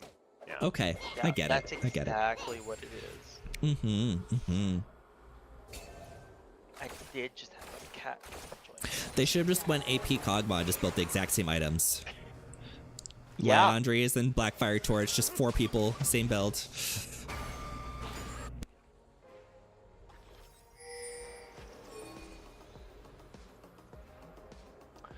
Both teams sensing that this is a pretty important dragon, Oh, and yeah. Romsabe has the vision and inside track on this, and they have You know, lots if of plants and turrets to tanks. They can do this without risking any HP. If Orange Otters dedicates too many resources to this, Darius could do this, go behind and kill them all, or he could go split push. But he said, I'll do a little 1v5, maybe try to take someone with me, and you guys can go ahead and get that dragon. That is shutdown gold. We got Smite available, and that is Soul going to Brahms Babes. Oh, the whole I'd say team now worth. trying to kite past those turrets. Oh, Tiltry May goes down to them. Oh, What the hell? The burns go, and now the whole team is put asleep by death by noob. No. Oh, all of the turrets there doing so much damage. Mom with the soup. Ooh, skinny Just bullet ball trying to dodge. get away. 3 Heimer turrets, 3 Zyra plants. That is Yeah, God. you- And they You take just the they detour. sat You there like, can't we'll go kill through these that. eventually, but no, they're probably gonna kill you first. Yeah. They both have Leon trees. That is going to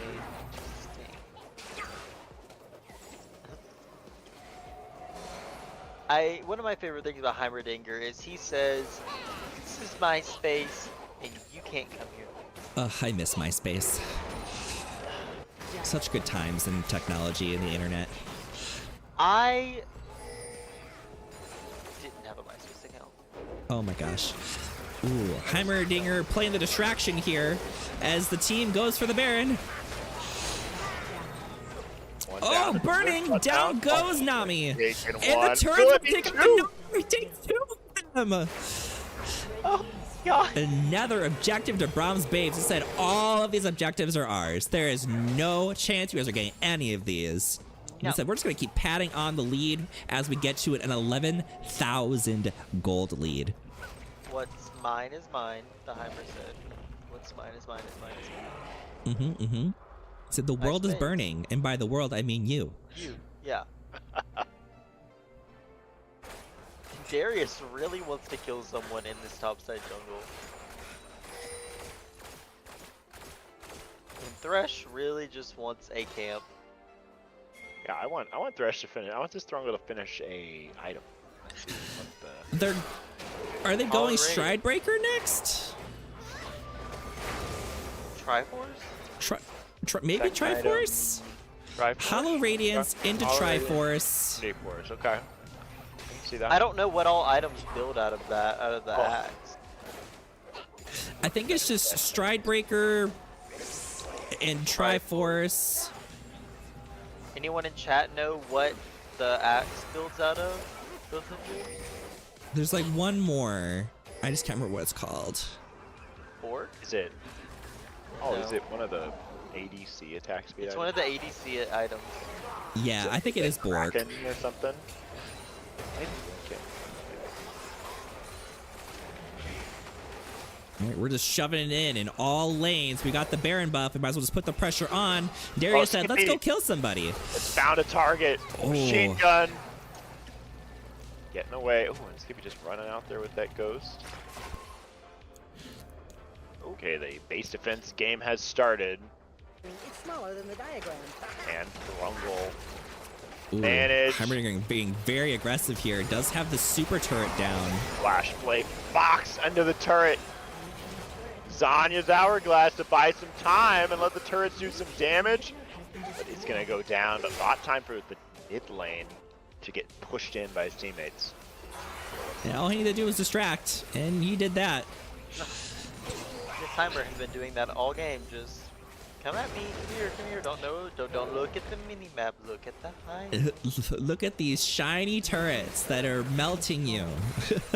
Yeah, look how shiny my head is. Mhm. Look at me. I am a volleyball. Kelton says it builds into Experimental Hexplate, Kraken Slayer, Trinity Force, and Terminus. Terminus is the name of that item I was trying to think of. Yeah. Terminus is what I was thinking of for Kog'Maw. Get dunked. So maybe he's going. It was Triforce. It was Triforce. Wow. Complete. This is going to turn the game around. Turn the 12,000 game gold. around. Filtry trying to wave clear. Runin complete Oh, for Jinx. There is big AoE Lillian. damage. Rocket's starting to hit the carries. Death Sentence finds a target. Skippy's going to fall. Ooh, and now just Tiltry's like that, popping trying to off. retreat. Get Jinx excited. is excited. There's 2 kills. Fire goes shut down on a Tiltry. Oh, Another no. Death Sentence lands onto the carry trap. Heimerdinger.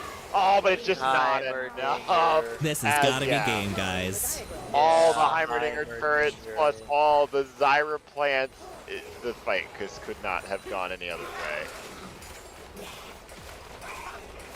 Go, Grubbies, go. We got Gnar up. We got Nami coming up in 6 seconds. Can they save it?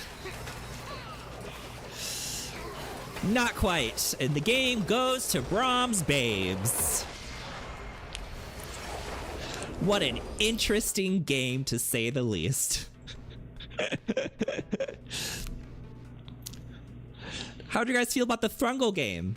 Okay, so you know I want to give MVP to Thrungle, but I just can't in good faith do that. So in this case, I want to give a split MVP to Zyra's plants and Heimerdinger's turrets for MVP I of was this about game. to say the same thing. All right, got it. I'm very curious if it was a conscious decision to be like, you know what, they're playing Thresh. Let's just drop a whole bunch of things that can block the hooks, or if it was just by chance. Because yeah, that whole burn build on the entire team thing just wrecked everybody, and just an army of minions basically made it impossible for them to participate in fights. And then sometimes they would just like be stuck with just the turrets and the plants and die while no one was even there. Yeah, it was not a 5v5. It was a 5v12. Yeah. Yeah. Walk for a Mile says, I'm the people's MVP on the Thrungle. The people's MVP goes to the Thrungle, but the real MVPs go to Mohins on Heimerdinger and Medeo on Zyra for creating a militia of minions. Yes. Most damage in the game on that support. Together we stand. Together we stand for Thresh Jungle. Well, that's week 7 of CMSA's League of Legends League. I don't think it can get much crazier than that. So, like, next week will be the last week for the official league. And then we have 3 weeks of invitationals instead of the typical 2. So we'll have the Pearl Invitational League invitational match the next week, and then after that will be Ruby, and then after that will be Topaz. We're gonna have so many guest casters. It's gonna be so exciting. We're gonna have Austin back again, amongst a million other people. I get to take the day off for the Pearl one, and I get to either just watch or see the antics later on, which is probably what's gonna happen. And what else is going on? We talked about meetups. We talked about all the very fun leagues that are in CMSA. If you aren't already a part of CMSA and you're just catching us at the end of our stream, CMSA stands for the Chicago Metropolitan Sports Association. We are the largest LGBTQ plus sports nonprofit in the Midwest. And in 2018, we expanded to include eSports. We have active eSports leagues in Fortnite, Overwatch, League of Legends, Dead by Daylight, Dungeons and Dragons, Valorant. We have in-person events at certain clubs or certain parks, like we just went to Six Flags the other day. We have other kinds of community nights. We do server hosting sometimes for some games, so we're just always doing something. But that's all I've got. You guys have any updates? Sam, what have you got for us? Any last words before we peace out for the week? No, that's it. I mean, I'm gonna definitely be playing Thrungle this week. I've become a believer. I hate that, but converted to the house. Converted to the House of Thrungle. House of Thrungle. And Miles just subscribed. Thank you so much for the subscription. Sir Thrungle. Sir Thrungle. I tip Sir my Thrungle. hat to thee. Austin, any last comments for the week? No. Everyone have a good night. Make sure you go and be a good citizen and watch the debate and stay informed. Yes, I'm actually about to do that right now. Thank you so much, everyone, for watching. Go ahead, Austin. News, Taylor Swift just endorsed Kamala Harris. Oh, God. Okay, game over. Yeah, and she signed it off with love and hope, Taylor Swift, your favorite childless cat lady. Oh, my gosh. Not the childless cat lady. That's epic. Okay, well, until next week. Goodbye, everybody.